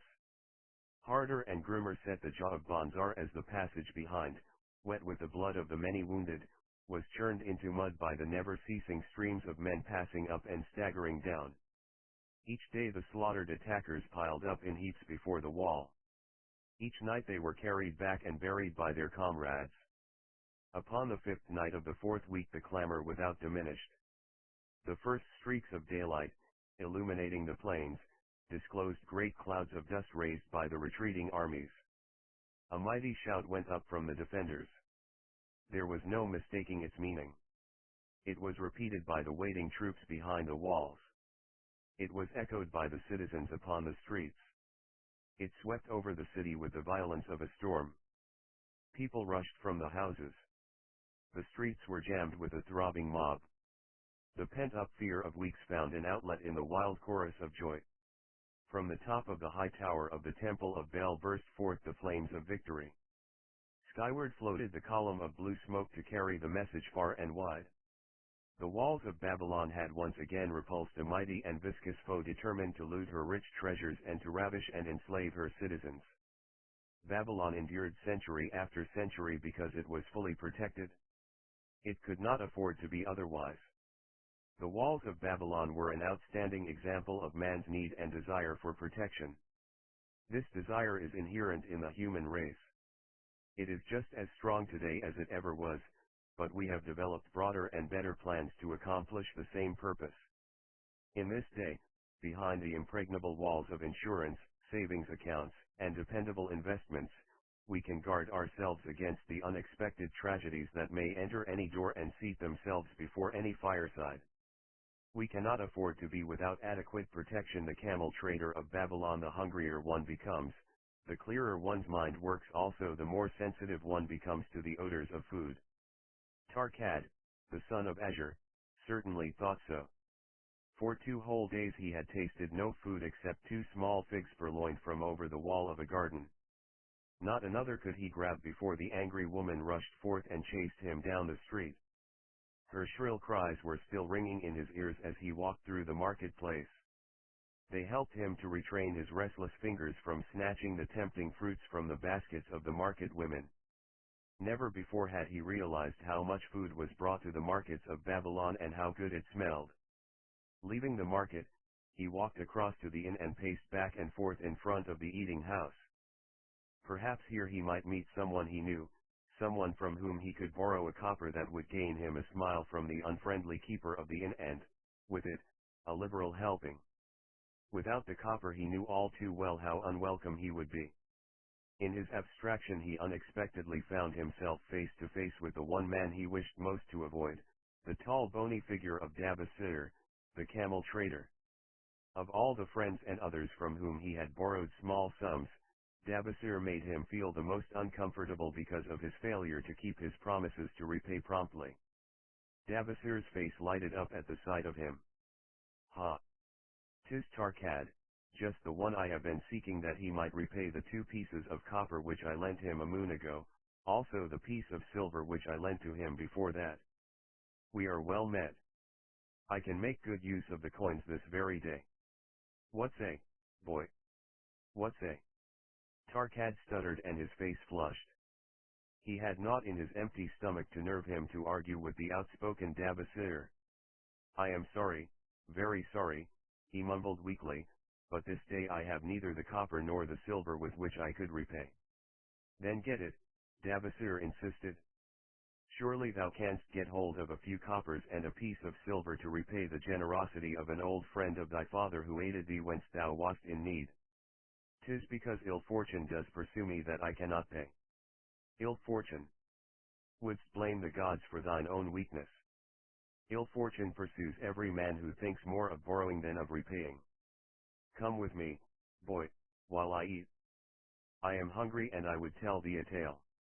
Tarkad flinched from the brutal frankness of Dabasir, but here at least was an invitation to enter the coveted doorway of the eating house. Dabasir pushed him to a far corner of the room where they seated themselves upon small rugs. When Kausker, the proprietor, appeared smiling, Dabasir addressed him with his usual freedom. Fat lizard of the desert, bring to me a leg of the goat, brown with much juice, and bread, and all of the vegetables, for I am hungry and want much food. Do not forget my friend here. Bring to him a jug of water. Have it cooled, for the day is hot. Tarkad's heart sank. Must he sit here and drink water while he watched this man devour an entire goat leg? He said nothing. He thought of nothing he could say. Dabasir, however, knew no such thing as silence. Smiling and waving his hand good-naturedly to the other customers, all of whom knew him, he continued. I did hear from a traveler just returned from Urfa of a certain rich man who has a piece of stone cut so thin that one can look through it. He put it in the window of his house to keep out the rains. It is yellow, so this traveler does relate, and he was permitted to look through it, and all the outside world looks strange and not like it really is. What say you to that, Tarkad? Thinkest all the world could look to a man a different color from what it is? I dare say, responded the youth, much more interested in the fat leg of goat placed before Dabasir. Well, I know it to be true, for I myself have seen the world all of a different color from what it really is, and the tale I am about to tell relates how I came to see it in its right color once more. Dabasir will tell a tale, whispered a neighboring diner to his neighbor, and dragged his rug close. Other diners brought their food and crowded in a semicircle. They crunched noisily in the ears of Tarkad and brushed him with their meaty bones. He alone was without food. Dabasir did not offer to share with him, nor even motion him to a small corner of the hard bread that was broken off and had fallen from the platter to the floor. The tale that I am about to tell, began Dabasir, pausing to bite a goodly chunk from the goat leg, relates to my early life and how I came to be a camel trader. Didst anyone know that I once was a slave in Syria? A murmur of surprise ran through the audience, to which Dabasir listened with satisfaction. When I was a young man, continued Dabasir after another vicious onslaught on the goat leg, I learned the trade of my father, the making of saddles. I worked with him in his shop and took to myself a wife. Being young and not greatly skilled, I could earn but little, just enough to support my excellent wife in a modest way. I craved good things which I could not afford. Soon I found that the shopkeepers would trust me to pay later even though I could not pay at the time. Being young and without experience, I did not know that he who spends more than he earns is sowing the wines of needless self-indulgence, from which he is sure to reap the whirlwinds of trouble and humiliation. So I indulged my whims for fine raiment and bought luxuries for my good wife and our home, beyond our means. I paid as I could, and for a while all went well. But in time I discovered I could not use my earnings both to live upon and to pay my debts. Creditors began to pursue me to pay for my extravagant purchases, and my life became miserable. I borrowed from my friends, but could not repay them either. Things went from bad to worse. My wife returned to her father, and I decided to leave Babylon and seek another city where a young man might have better chances. For 2 years I had a restless and unsuccessful life working for caravan traders. From this I fell in with a set of likable robbers who scoured the desert for unarmed caravans. Such deeds were unworthy of the son of my father, but I was seeing the world through a colored stone and did not realize to what degradation I had fallen. We met with success on our first trip, capturing a rich haul of gold and silks and valuable merchandise. This loot we took to Janir and squandered. The second time we were not so fortunate. Just after we had made our capture, we were attacked by the spearsmen of a native chief to whom the caravans paid for protection. Our 2 leaders were killed, and the rest of us were taken to Damascus, where we were stripped of our clothing and sold as slaves. I was purchased for 2 pieces of silver by a Syrian desert chief. With my hair shorn and but a loincloth to wear, I was not so different from the other slaves. Being a reckless youth, I thought it merely an adventure until my master took me before his 4 wives and told them they could have me for a eunuch. Then, indeed, did I realize the hopelessness of my situation. These men of the desert were fierce and warlike. I was subject to their will without weapons or means of escape. Fearful I stood, as those 4 women looked me over. I wondered if I could expect pity from them. Sarah, the first wife, was older than the others. Her face was impassive as she looked upon me. I turned from her with little consolation. The next was a contemptuous beauty who gazed at me as indifferently as if I had been a worm of the earth. The 2 younger ones tittered as though it were all an exciting joke. It seemed an age that I stood waiting sentence. Each woman appeared willing for the others to decide. Finally Sarah spoke up in a cold voice. Of eunuchs we have plenty, but of camel tenders we have few, and they are a worthless lot. Even this day I would visit my mother who is sick with a fever, and there is no slave I would trust to lead my camel. Ask this slave if he can lead a camel. My master thereupon questioned me, what know you of camels? Striving to conceal my eagerness, I replied, I can make them kneel, I can load them, I can lead them on long trips without tiring. If need be, I can repair their trappings. The slave speaks forward enough, observed my master. If thou so desire, Sarah, take this man for thy camel tender. So I was turned over to Sarah, and that day I led her camel upon a long journey to her sick mother. I took the occasion to thank her for her intercession, and also to tell her that I was not a slave by birth, but the son of a freeman, an honorable saddle maker of Babylon. I also told her much of my story. Her comments were disconcerting to me, and I pondered much afterwards on what she said. How can you call yourself a free man when your weakness has brought you to this? If a man has in himself the soul of a slave, will he not become one no matter what his birth, even as water seeks its level? If a man has within him the soul of a free man, will he not become respected and honored in his own city in spite of his misfortune? For over a year I was a slave and lived with the slaves, but I could not become as one of them. One day Sarah asked me, in the eventime when the other slaves can mingle and enjoy the society of each other, why dost thou sit in thy tent alone? To which I responded, I am pondering what you have said to me. I wonder if I have the soul of a slave.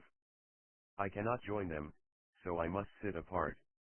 I, too, must sit apart, she confided. My dowry was large and my lord married me because of it. Yet he does not desire me. What every woman longs for is to be desired.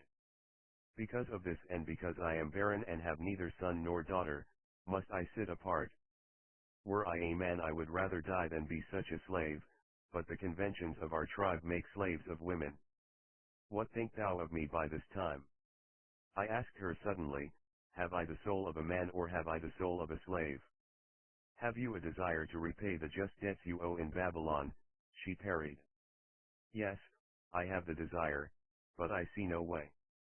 If thou contentedly let the years slip by and make no effort to repay, then thou hast but the contemptible soul of a slave. No man is otherwise who cannot respect himself, and no man can respect himself who does not repay honest debts.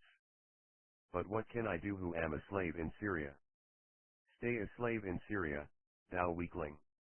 I am not a weakling, I denied hotly. Then prove it. How? Does not thy great king fight his enemies in every way he can and with every force he has? Thy debts are thy enemies. They ran thee out of Babylon. You left them alone and they grew too strong for thee. Hadst fought them as a man, thou couldst have conquered them and been one honored among the townspeople. But thou had not the soul to fight them, and behold thy pride hast gone down until thou art a slave in Syria. Much I thought over her unkind accusations, and many defensive phrases I worded to prove myself not a slave at heart, but I was not to have the chance to use them.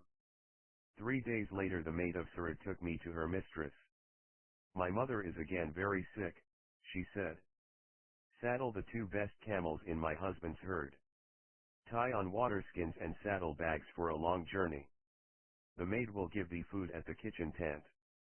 I packed the camels, wondering much at the quantity of provisions the maid provided, for the mother dwelt less than a day's journey away. The maid rode the rear camel which followed, and I led the camel of my mistress. When we reached her mother's house it was just dark. Sarah dismissed the maid and said to me, Davasir, hast thou the soul of a free man or the soul of a slave? The soul of a free man, I insisted. Now is thy chance to prove it. Thy master hath imbibed deeply and his chiefs are in a stupor. Take then these camels and make thy escape. Here in this bag is raiment of thy master's to disguise thee. I will say thou stole the camels and ran away while I visited my sick mother. Thou hast the soul of a queen, I told her. Much do I wish that I might lead thee to happiness.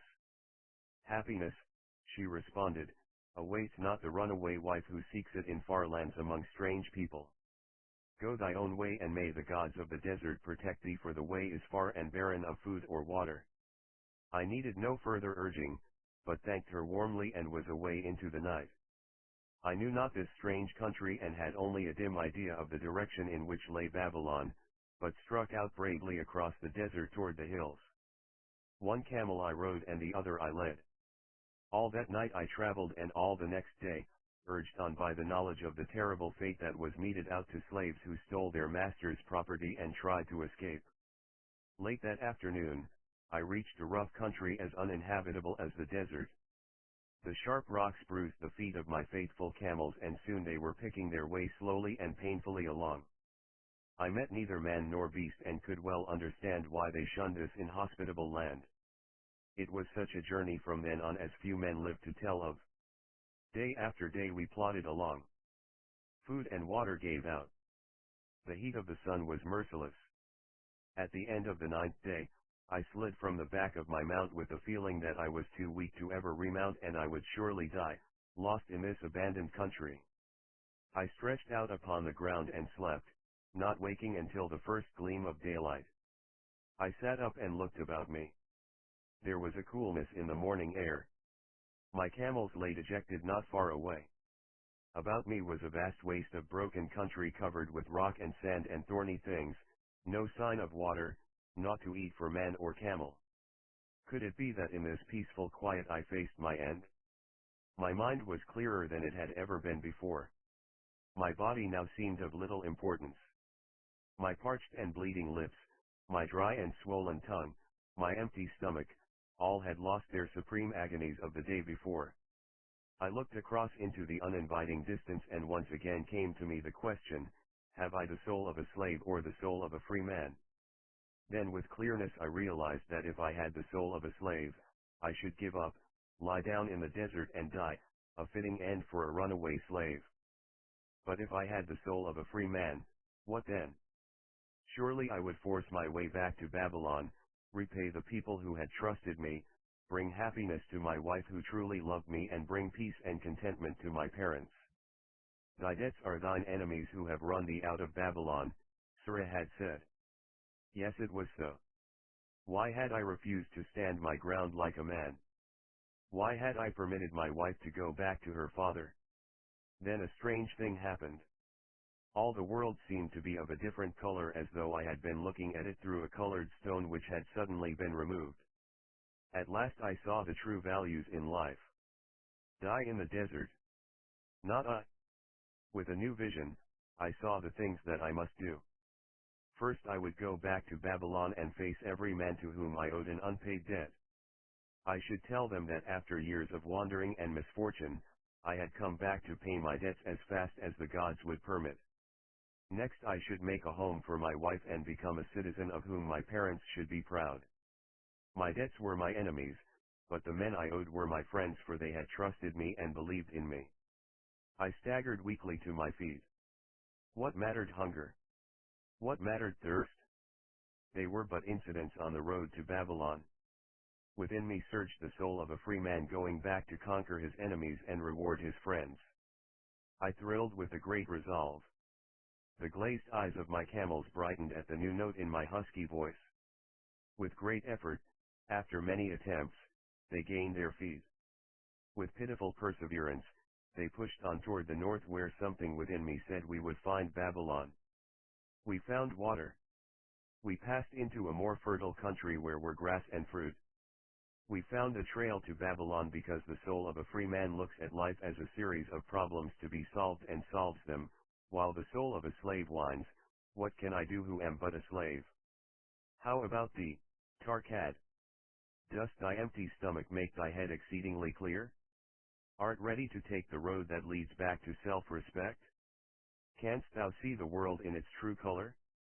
Hast thou the desire to pay thy honest debts, however many they may be, and once again be a man respected in Babylon? Moisture came to the eyes of the youth. He rose eagerly to his knees.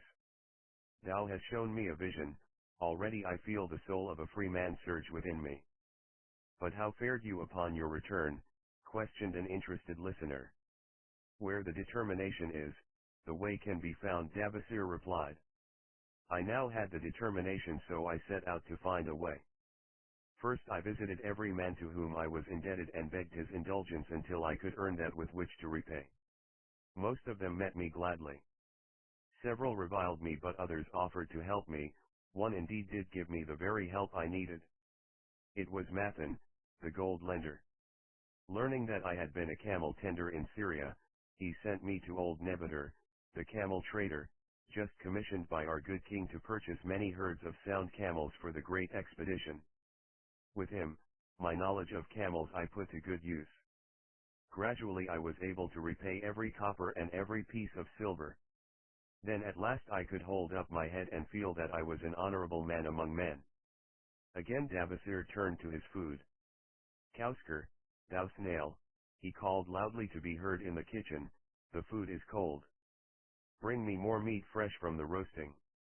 Bring thou also a very large portion for Tarkad, the son of my old friend, who is hungry and shall eat with me. So ended the tale of Davasir the camel trader of old Babylon. He found his own soul when he realized a great truth, a truth that had been known and used by wise men long before his time. It has led men of all ages out of difficulties and into success, and it will continue to do so for those who have the wisdom to understand its magic power. It is for any man to use who reads these lines. Where the determination is, the way can be found. The clay tablets from Babylon. St. Swithin's College, Nottingham, University, Newark-on-Trent, Nottingham. Professor Franklin Caldwell, care of British Scientific Expedition, Hilla, Mesopotamia. October 21, 1934. My dear Professor, the 5 clay tablets from your recent excavation in the ruins of Babylon arrived on the same boat with your letter. I have been fascinated no end, and have spent many pleasant hours translating their inscriptions. I should have answered your letter at once, but delayed until I could complete the translations which are attached. The tablets arrived without damage, thanks to your careful use of preservatives and excellent packing.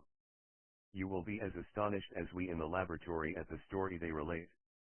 One expects the dim and distant past to speak of romance and adventure. Arabian Nights sort of things, you know. When instead it discloses the problem of a person named Davasir to pay off his debts, one realizes that conditions upon this old world have not changed as much in 5,000 years as one might expect. It's odd, you know, but these old inscriptions rather rage me, as the students say. Being a college professor, I am supposed to be a thinking human being possessing a working knowledge of most subjects. Yet, here comes this old chap out of the dust-covered ruins of Babylon to offer a way I had never heard of to pay off my debts and at the same time acquire gold to jingle in my wallet. Pleasant thought, I say, and interesting to prove whether it will work as well nowadays as it did in old Babylon. Mrs. Shrewsbury and myself are planning to try out his plan upon our own affairs, which could be much improved. Wishing you the best of luck in your worthy undertaking and waiting eagerly another opportunity to assist, I am yours sincerely, Alfred H. Shrewsbury, Department of Archaeology. Tablet. Know I now, when the moon becometh full, I, Davasir, who am but recently returned from slavery in Syria, with the determination to pay my many just debts and become a man of means worthy of respect in my native city of Babylon, do here engrave upon the clay a permanent record of my affairs to guide and assist me in carrying through my high desires. Under the wise advice of my good friend Mathan, the gold lender, I am determined to follow an exact plan that he doth say will lead any honorable man out of debt into means and self-respect. This plan includeth 3 purposes which are my hope and desire. First, the plan doth provide for my future prosperity. Therefore 1/10 of all I earn shall be set aside as my own to keep. For Mathan speaked wisely when he saith, that man who keepeth in his purse both gold and silver that he need not spend is good to his family and loyal to his king. The man who hath but a few coppers in his purse is indifferent to his family and indifferent to his king. But the man who hath naught in his purse is unkind to his family and is disloyal to his king, for his own heart is bitter. Therefore, the man who wisheth to achieve must have coin that he may keep to jingle in his purse, that he have in his heart love for his family and loyalty to his king. Second, the plan doth provide that I shall support and clothe my good wife who hath returned to me with loyalty from the house of her father. For Mathan doth say that to take good care of a faithful wife putteth self-respect into the heart of a man and addeth strength and determination to his purposes.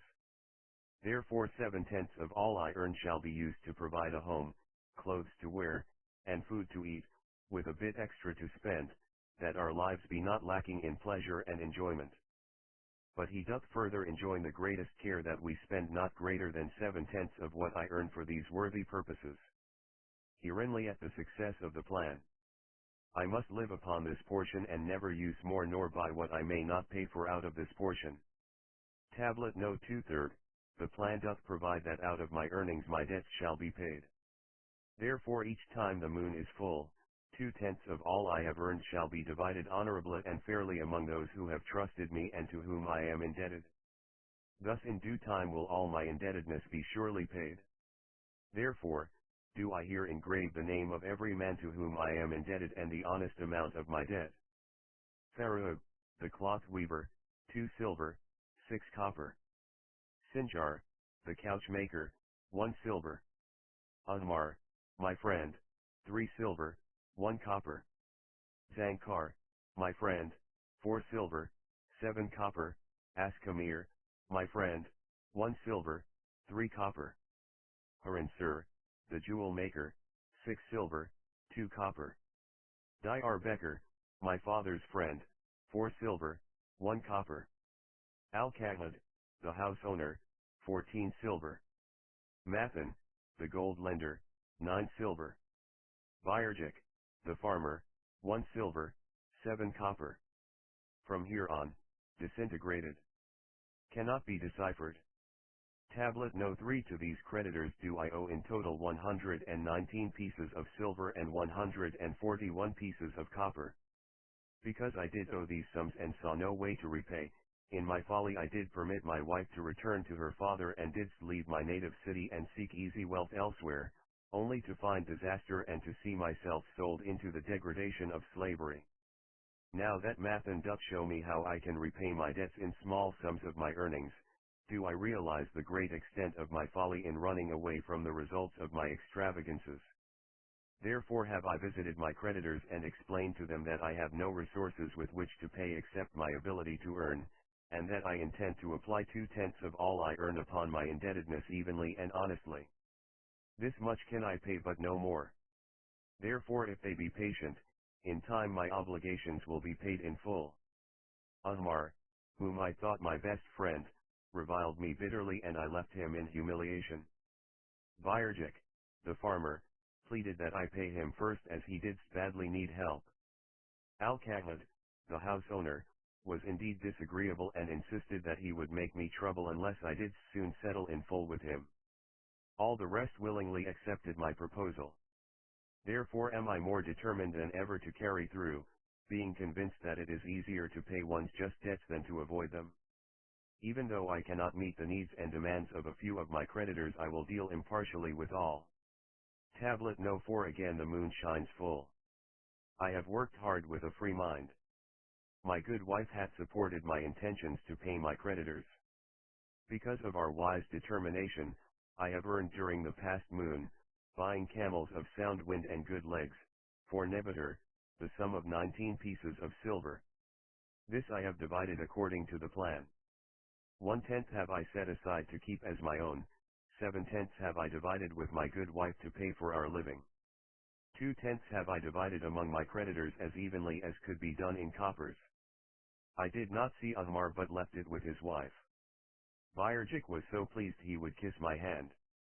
Old Al-Kahad alone was grouchy and said I must pay faster.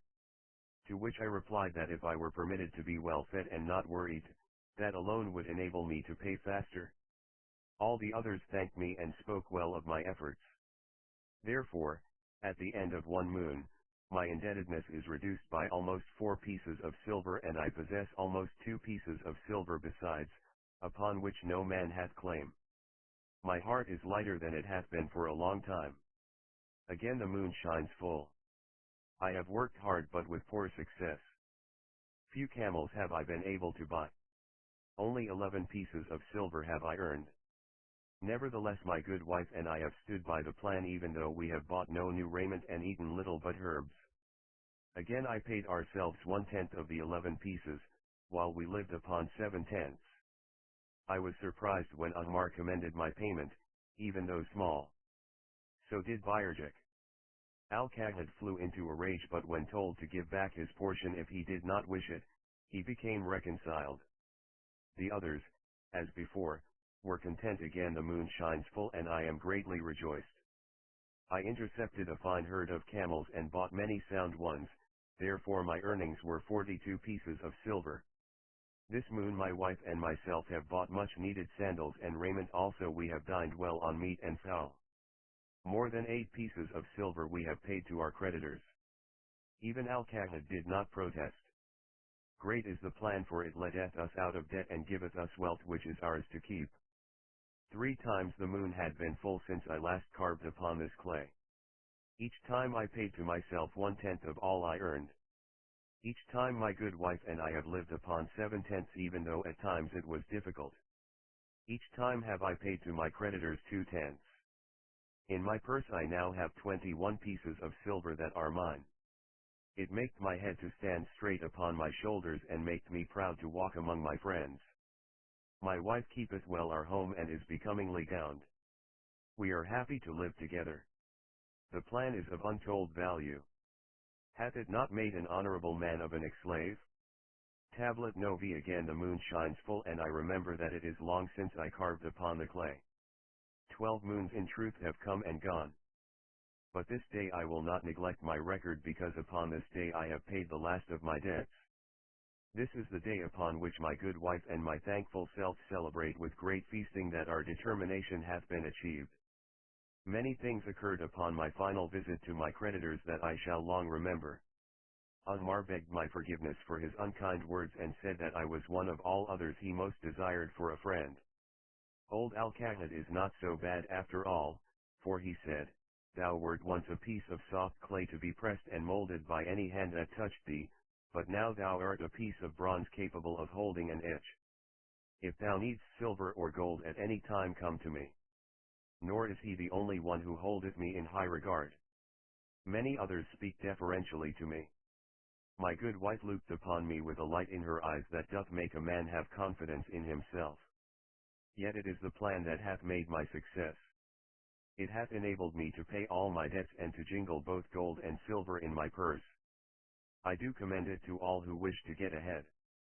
For truly, if it will enable an ex-slave to pay his debts and have gold in his purse, will it not aid any man to find independence? Nor am I, myself, finished with it, for I am convinced that if I follow it further it will make me rich among men.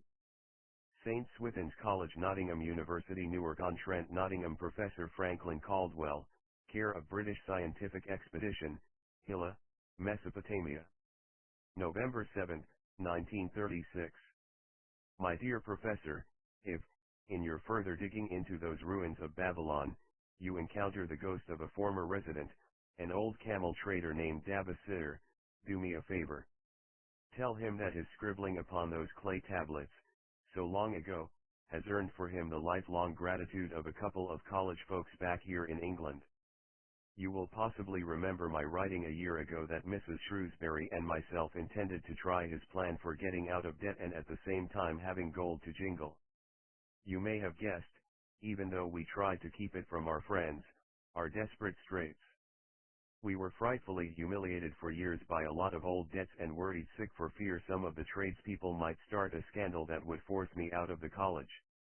We paid and paid every shilling we could squeeze out of income, but it was hardly enough to hold things even. Besides, we were forced to do all our buying where we could get further credit regardless of higher costs. It developed into one of those vicious circles that grow worse instead of better. Our struggles were getting hopeless. We could not move to less costly rooms because we owed the landlord. There did not appear to be anything we could do to improve our situation. Then, here comes your acquaintance, the old camel trader from Babylon, with a plan to do just what we wished to accomplish. He jolly well stirred us up to follow his system. We made a list of all our debts and I took it around and showed it to everyone we owed. I explained how it was simply impossible for me to ever pay them the way things were going along. They could readily see this themselves from the figures. Then I explained that the only way I saw to pay in full was to set aside 20% of my income each month to be divided pro rata, which would pay them in full in a little over 2 years. That, in the meantime, we would go on a cash basis and give them the further benefit of our cash purchases. They were really quite decent. Our greengrocer, a wise old chap, put it in a way that helped to bring around the rest. If you pay for all you buy and then pay some on what you owe, that is better than you have done, for you ain't paid down the account none in 3 years. Finally I secured all their names to an agreement binding them not to molest us as long as the 20% of income was paid regularly. Then we began scheming on how to live upon 70%. We were determined to keep that extra 10% to jingle. The thought of silver and possibly gold was most alluring. It was like having an adventure to make the change. We enjoyed figuring this way and that, to live comfortably upon that remaining 70%. We started with rent and managed to secure a fair reduction. Next we put our favorite brands of tea and such under suspicion and were agreeably surprised how often we could purchase superior qualities at less cost. It is too long a story for a letter, but anyhow it did not prove difficult. We managed and right cheerfully at that. What a relief it proved to have our affairs in such a shape we were no longer persecuted by past due accounts. I must not neglect, however, to tell you about that extra 10% we were supposed to jingle. Well, we did jingle it for some time. Now don't laugh too soon. You see, that is the sporty part. It is the real fun, to start accumulating money that you do not want to spend. There is more pleasure in running up such a surplus than there could be in spending it. After we had jingled to our heart's content, we found a more profitable use for it. We took up an investment upon which we could pay that 10% each month. This is proving to be the most satisfying part of our regeneration. It is the first thing we pay out of my check. There is a most gratifying sense of security to know our investment is growing steadily. By the time my teaching days are over, it should be a snug sum, large enough so the income will take care of us from then on. All this out of my same old check. Difficult to believe, yet absolutely true. All our debts being gradually paid and at the same time our investment increasing. Besides, we get along, financially, even better than before. Who would believe there could be such a difference in results between following a financial plan and just drifting along? At the end of the next year, when all our old bills shall have been paid, we will have more to pay upon our investment besides some extra for travel. We are determined never again to permit our living expenses to exceed 70% of our income. Now you can understand why we would like to extend our personal thanks to that old chap whose plan saved us from our hell on earth. He knew. He had been through it all. He wanted others to benefit from his own bitter experiences. That is why he spent tedious hours carving his message upon the clay. He had a real message for fellow sufferers, a message so important that after 5,000 years it has risen out of the ruins of Babylon, just as true and just as vital as the day it was buried. Yours sincerely, Alfred H. Shrewsbury, Department of Archaeology. The luckiest man in Babylon at the head of his caravan, proudly rode Shahrunata, the merchant prince of Babylon. He liked fine cloth and wore rich and becoming robes. He liked fine animals and sat easily upon his spirited Arabian stallion. To look at him one would hardly have guessed his advanced years. Certainly they would not have suspected that he was inwardly troubled. The journey from Damascus is long and the hardships of the desert many. These he minded not. The Arab tribes are fierce and eager to loot rich caravans. These he feared not, for his many fleet mounted guards were a safe protection. About the youth at his side, whom he was bringing from Damascus, was he disturbed. This was Hayden Gula, the grandson of his partner of other years, Arad Gula, to whom he felt he owed a debt of gratitude which could never be repaid. He would like to do something for this grandson, but the more he considered this, the more difficult it seemed because of the youth himself. Eyeing the young man's rings and earrings, he thought to himself, he thinks jewels are for men, still he has his grandfather's strong face. But his grandfather wore no such gaudy robes. Yet, I sought him to come, hoping I might help him get a start for himself and get away from the wreck his father has made of their inheritance. Hayden Gula broke in upon his thoughts. Why dost thou work so hard, riding always with thy caravan upon its long journeys? Dost thou never take time to enjoy life? Shahrunata smiled. To enjoy life, he repeated. What wouldst thou do to enjoy life if thou wert Shahrunata? If I had wealth equal to thine, I would live like a prince. Never across the hot desert would I ride. I would spend the shekels as fast as they came to my purse. I would wear the richest of robes and the rarest of jewels.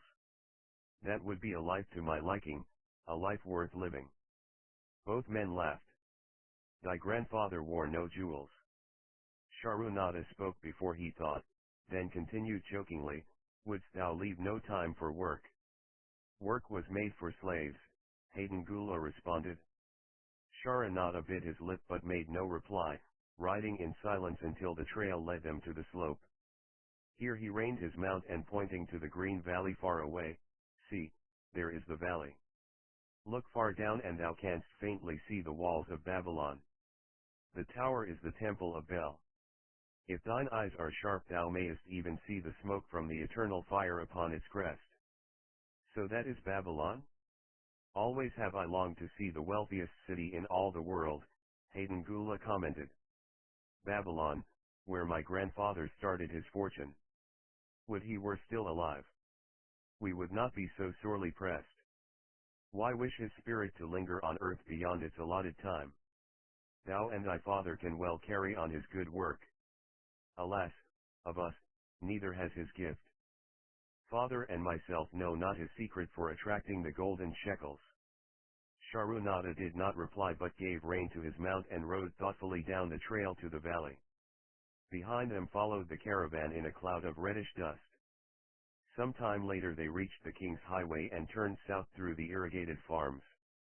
3 old men plowing a field caught Sharunada's attention. They seemed strangely familiar. How ridiculous. One does not pass a field after 40 years and find the same men plowing there. Yet, something within him said they were the same. One, with an uncertain grip, held the plow. The others laboriously plodded beside the oxen, ineffectually beating them with their barrel staves to keep them pulling. 40 years ago he had envied these men. How gladly he would have exchanged places. But what a difference now. With pride he looked back at his trailing caravan, well-chosen camels and donkeys, loaded high with valuable goods from Damascus. All this was but one of his possessions. He pointed to the plowers, saying, still plowing the same field where they were 40 years ago. They look it, but why thinkest thou they are the same? I saw them there, Sharunada replied. Recollections were racing rapidly through his mind. Why could he not bury the past and live in the present? Then he saw, as in a picture, the smiling face of Arad Gula. The barrier between himself and the cynical youth beside him dissolved. But how could he help such a superior youth with his spendthrift ideas and bejeweled hands? Work he could offer in plenty to willing workers, but not for men who considered themselves too good for work. Yet he owed it to Arad Gula to do something, not a half-hearted attempt. He and Arad Gula had never done things that way. They were not that sort of men. A plan came almost in a flash. There were objections. He must consider his own family and his own standing. It would be cruel, it would hurt. Being a man of quick decisions, he waived objections and decided to act. Wouldst thou be interested in hearing how thy worthy grandfather and myself joined in the partnership which proved so profitable? He questioned. Why not just tell me how thou madest the golden shekels? That is all I need to know, the young man parried. Sharunada ignored the reply and continued, we start with those men plowing. I was no older than thou. As the column of men in which I marched approached, good old Megiddo, the farmer, scoffed at the slipshod way in which they plowed. Megiddo was chained next to me. Look at the lazy fellows, he protested, the plow holder makes no effort to plow deep, nor do the beaters keep the oxen in the furrow. How can they expect to raise a good crop with poor plowing? Didst thou say Megiddo was chained to thee? Hayden Gula asked in surprise. Yes, with bronze collars about our necks and a length of heavy chain between us. Next to him was Zabadu, the sheep thief. I had known him in Haroun. At the end was a man we called Pirate because he told us not his name. We judged him as a sailor as he had entwined serpents tattooed upon his chest in sailor fashion. The column was made up thus so the men could walk in fours. Thou wert chained as a slave? Hayden Gula asked incredulously. Did not thy grandfather tell thee I was once a slave? He often spoke of thee but never hinted of this. He was a man thou couldst trust with innermost secrets. Thou, too, are a man I may trust, am I not right? Sharunada looked him squarely in the eye. Thou mayest rely upon my silence, but I am amazed. Tell me, how didst thou come to be a slave? Sharunada shrugged his shoulders. Any man may find himself a slave. It was a gaming house and barley beer that brought me disaster. I was the victim of my brother's indiscretions. In a brawl he killed his friend. I was bonded to the widow by my fattier, desperate to keep my brother from being prosecuted under the law. When my father could not raise the silver to free me, she in anger sold me to the slave dealer. What a shame and injustice! Hayden Gula protested. But tell me, how didst thou regain freedom? We shall come to that, but not yet. Let us continue my tale. As we passed, the ploughters jeered at us. One did doff his ragged hat and bow low, calling out, "Welcome to Babylon, guests of the king. He waits for thee on the city walls where the banquet is spread, mud bricks, and onion soup."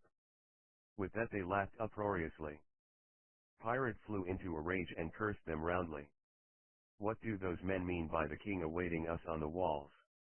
I asked him. To the city walls ye march to carry bricks until the back breaks. Maybe they beat thee to death before it breaks. They won't beat me.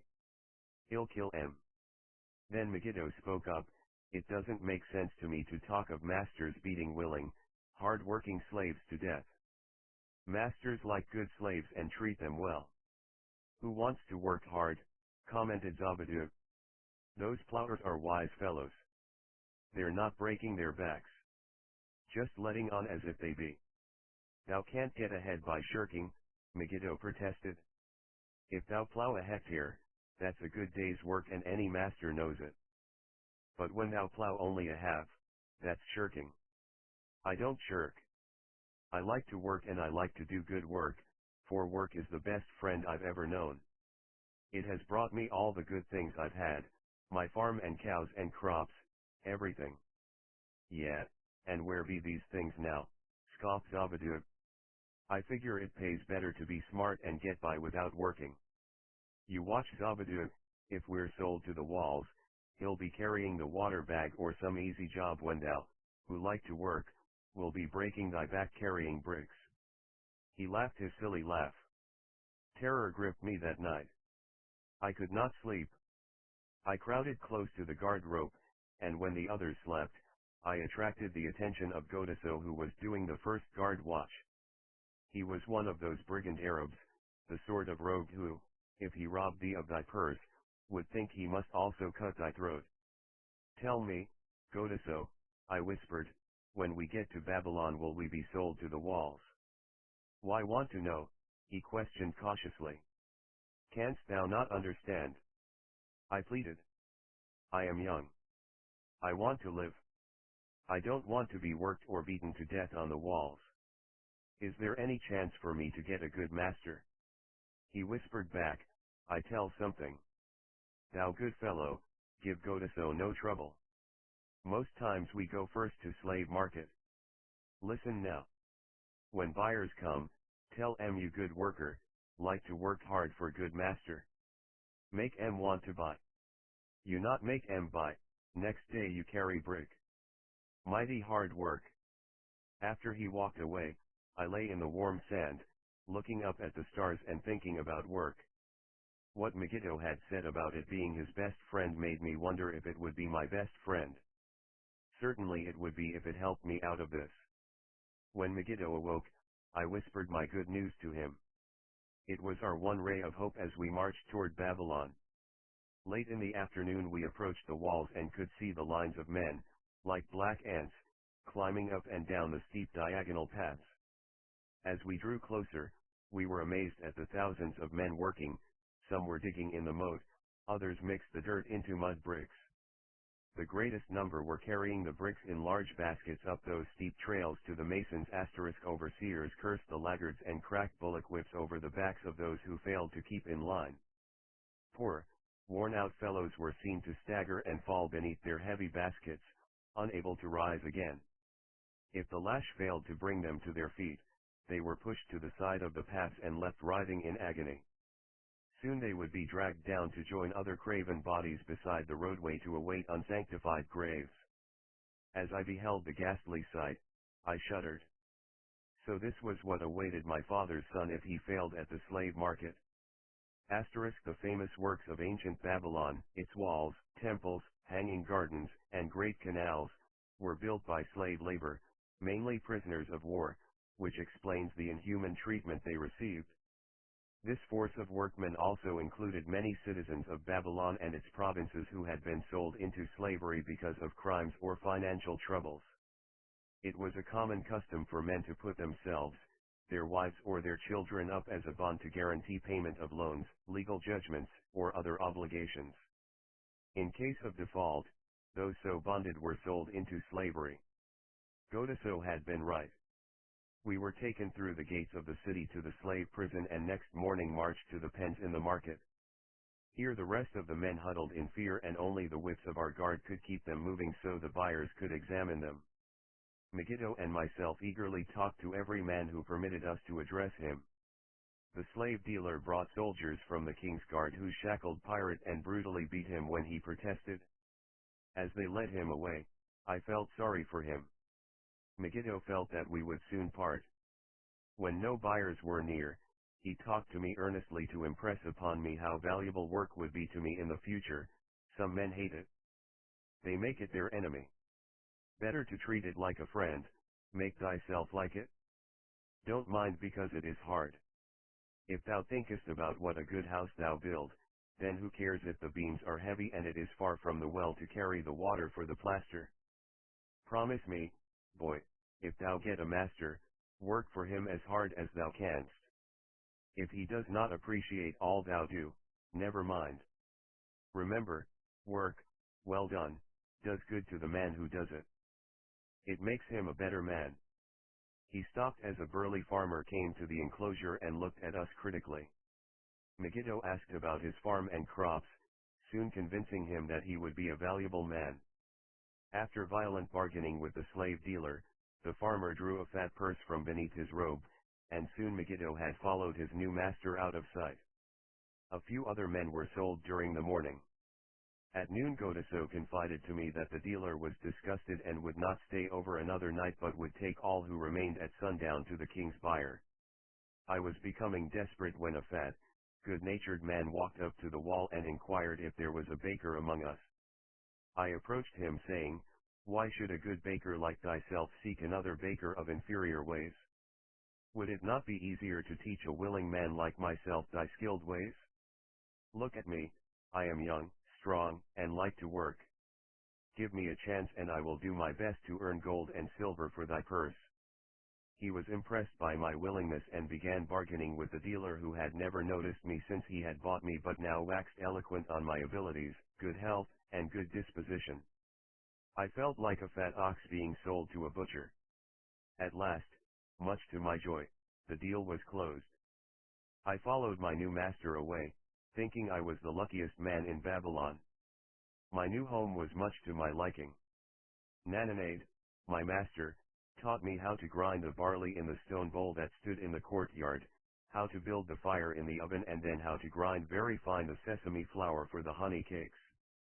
I had a couch in the shed where his grain was stored. The old slave housekeeper, Swasti, fed me well and was pleased at the way I helped her with the heavy tasks. Here was the chance I had longed for to make myself valuable to my master and, I hoped, to find a way to earn my freedom. I asked Narrated to show me how to knead the bread and to bake. This he did, much pleased at my willingness. Later, when I could do this well, I asked him to show me how to make the honey cakes, and soon I was doing all the baking. My master was glad to be idle, but Swasti shook her head in disapproval. "No work to do is bad for any man," she declared. I felt it was time for me to think of a way by which I might start to earn coins to buy my freedom.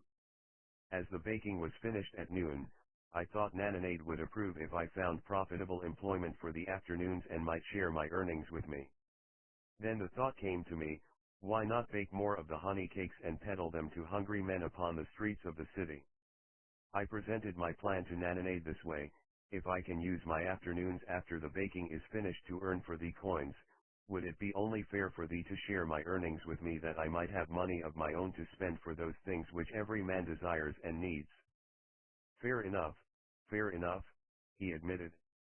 When I told him of my plan to peddle our honey cakes, he was well pleased. "Here is what we will do," he suggested. "Thou sellest them at 2 for a penny, then half of the pennies will be mine to pay for the flour and the honey and the wood to bake them.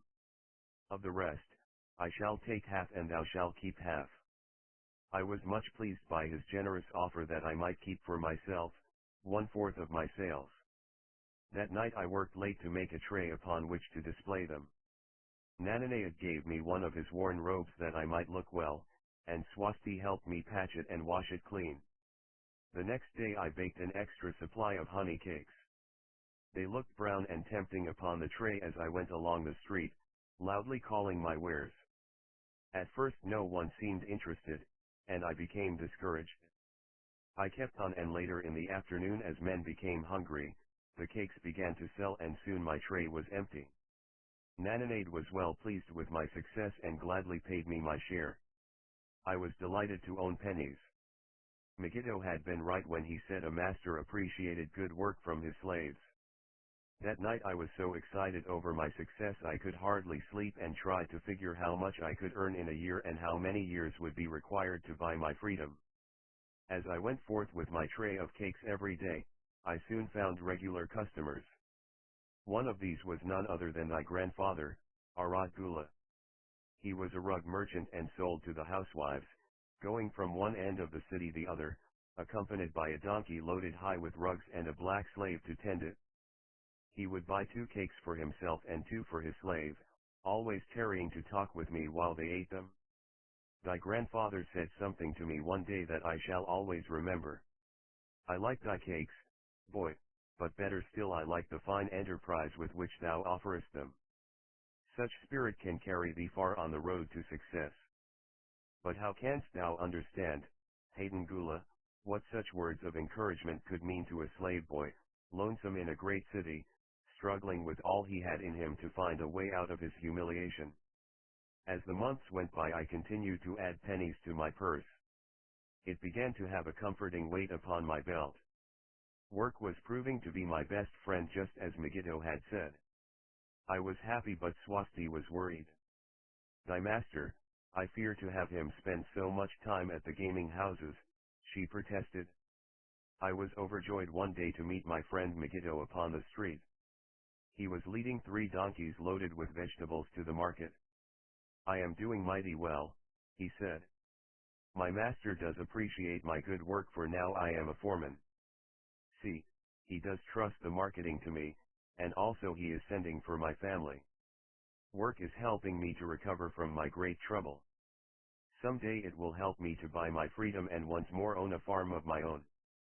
Time went on and Narrated became more and more anxious for me to return from selling.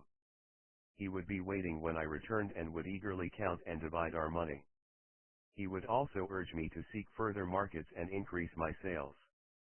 Often I went outside the city gates to solicit the overseers of the slaves building the walls. I hated to return to the disagreeable sights, but found the overseers liberal buyers. One day I was surprised to see Zabadu waiting in line to fill his basket with bricks. He was gaunt and bent, and his back was covered with welts and sores from the whips of the overseers. I was sorry for him and handed him a cake which he crushed into his mouth like a hungry animal. Seeing the greedy look in his eyes, I ran before he could grab my tray. Why dost thou work so hard? Arad Gula said to me one day.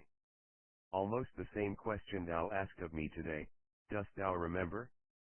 I told him what Megiddo had said about work and how it was proving to be my best friend. I showed him with pride my wallet of pennies and explained how I was saving them to buy my freedom.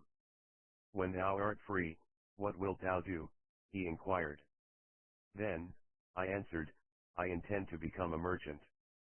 At that, he confided in me something I had never suspected. Thou knowest not that I, also, am a slave. I am in partnership with my master. Stop, demanded Hayden Gula. I will not listen to lies defaming my grandfather. He was no slave. His eyes blazed in anger. Sharunada remained calm. I honor him for rising above his misfortune and becoming a leading citizen of Damascus. Art thou, his grandson, cast of the same mold? Art thou man enough to face true facts, or dost thou prefer to live under false illusions? Hayden Gula straightened in his saddle. In a voice suppressed with deep emotion he replied, my grandfather was beloved by all. Countless were his good deeds. When the famine came, did not his gold buy grain in Egypt, and did not his caravan bring it to Damascus and distribute it to the people so none would starve? Now thou sayest he was but a despised slave in Babylon. Had he remained a slave in Babylon, then he might well have been despised, but when, through his own efforts, he became a great man in Damascus, the gods indeed condoned his misfortunes and honored him with their respect. Sharonada replied. After telling me that he was a slave, Sharonada continued, he explained how anxious he had been to earn his freedom. Now that he had enough money to buy this, he was much disturbed as to what he should do. He was no longer making good sales and feared to leave the support of his master. I protested his indecision. Cling no longer to thy master. Get once again the feeling of being a free man. Act like a free man and succeed like one. Decide what thou desirest to accomplish, and then work will aid thee to achieve it. He went on his way saying he was glad I had shamed him for his cowardice. One day I went outside the gates again, and was surprised to find a great crowd gathering there. When I asked a man for an explanation, he replied, Hast thou not heard? An escaped slave who murdered one of the king's guards has been brought to justice and will this day be flogged to death for his crime. Even the king himself is to be here. So dense was the crowd about the flogging post, I feared to go near lest my tray of honey cakes be upset. Therefore, I climbed up the unfinished wall to see over the heads of the people. I was fortunate in having a view of Nebuchadnezzar himself as he rode by in his golden chariot. Never had I beheld such grandeur, such robes and hangings of gold cloth and velvet. I could not see the flogging, though I could hear the shrieks of the poor slave. I wondered how one so noble as our handsome king could endure to see such suffering, yet when I saw he was laughing and joking with his nobles, I knew he was cruel and understood why such inhuman tasks were demanded of the slaves building the walls. After the slave was dead, his body was hung upon a pole by a rope attached to his leg so all might see. As the crowd began to thin, I went close. On the hairy chest, I saw tattooed 2 entwined serpents. It was Pirate. The next time I met Arad Gula, he was a changed man.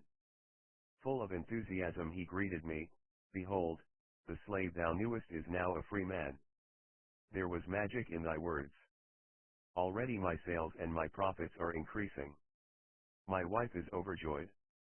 She was a free woman, the niece of my master. She much desires that we move to a strange city where no man shall know I was once a slave. Thus our children shall be above reproach for their father's misfortune. Work has become my best helper. It has enabled me to recapture my confidence and my skill to sell. I was overjoyed that I had been able, even in a small way, to repay him for the encouragement he had given me. Slave customs in ancient Babylon, though they may seem inconsistent to us, were strictly regulated by law. For example, a slave could own property of any kind, even other slaves upon which his master had no claim. Slaves intermarried freely with non-slaves. Children of free mothers were free. Most of the city merchants were slaves.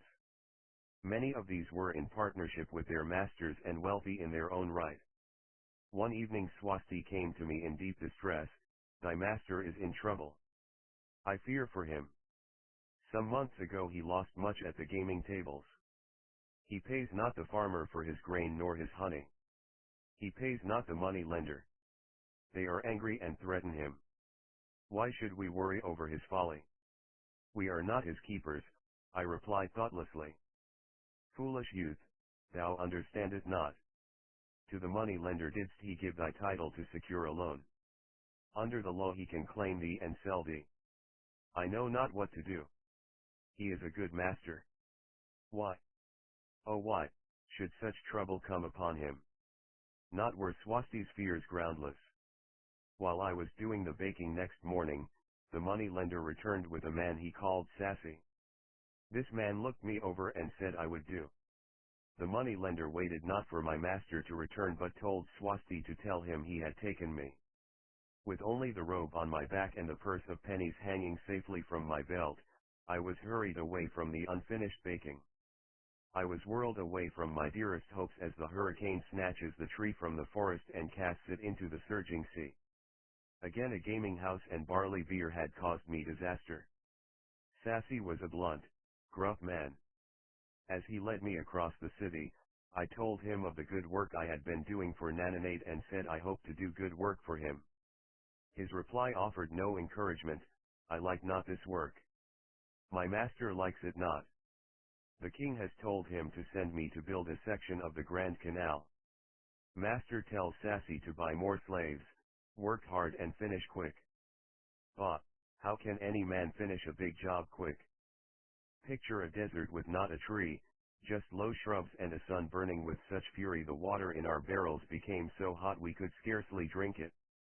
Then picture rows of men, going down into the deep excavation and lugging heavy baskets of dirt up soft, dusty trails from daylight until dark.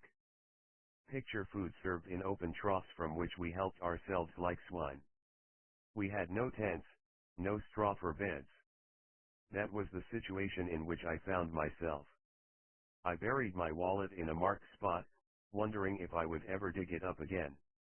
At first I worked with good will, but as the months dragged on, I felt my spirit breaking. Then the heat fever took hold of my weary body. I lost my appetite and could scarcely eat the mutton and vegetables. At night I would toss in unhappy wakefulness. In my misery, I wondered if Zabadu had not the best plan, to shirk and keep his back from being broken in work. Then I recalled my last sight of him and knew his plan was not good. I thought of Pirate with his bitterness and wondered if it might be just as well to fight and kill. The memory of his bleeding body reminded me that his plan was also useless. Then I remembered my last sight of Megiddo. His hands were deeply calloused from hard work but his heart was light and there was happiness on his face. His was the best plan. Yet I was just as willing to work as Megiddo. He could not have worked harder than I. Why did not my work bring me happiness and success? Was it work that brought Megiddo happiness, or was happiness and success merely in the laps of the gods? Was I to work the rest of my life without gaining my desires, without happiness and success? All of these questions were jumbled in my mind and I had not an answer. Indeed, I was sorely confused. Several days later, when it seemed that I was at the end of my endurance and my questions still unanswered, Sassy sent for me. A messenger had come from my master to take me back to Babylon. I dug up my precious wallet, wrapped myself in the tattered remnants of my robe and was on my way. As we rode, the same thoughts of a hurricane whirling me hither and thither kept racing through my feverish brain. I seemed to be living the weird words of a chant from my native town of Haroun, besetting a man like a whirlwind, driving him like a storm, whose course no one can foliate, whose destiny no one can foretell. Was I destined to be ever thus punished for I knew not what? What new miseries and disappointments awaited me? When we rode to the courtyard of my master's house, imagine my surprise when I saw Arad Gula awaiting me. He helped me down and hugged me like a long-lost brother. As we went our way I would have followed him as a slave should follow his master, but he would not permit me. He put his arm about me, saying, I hunted everywhere for thee.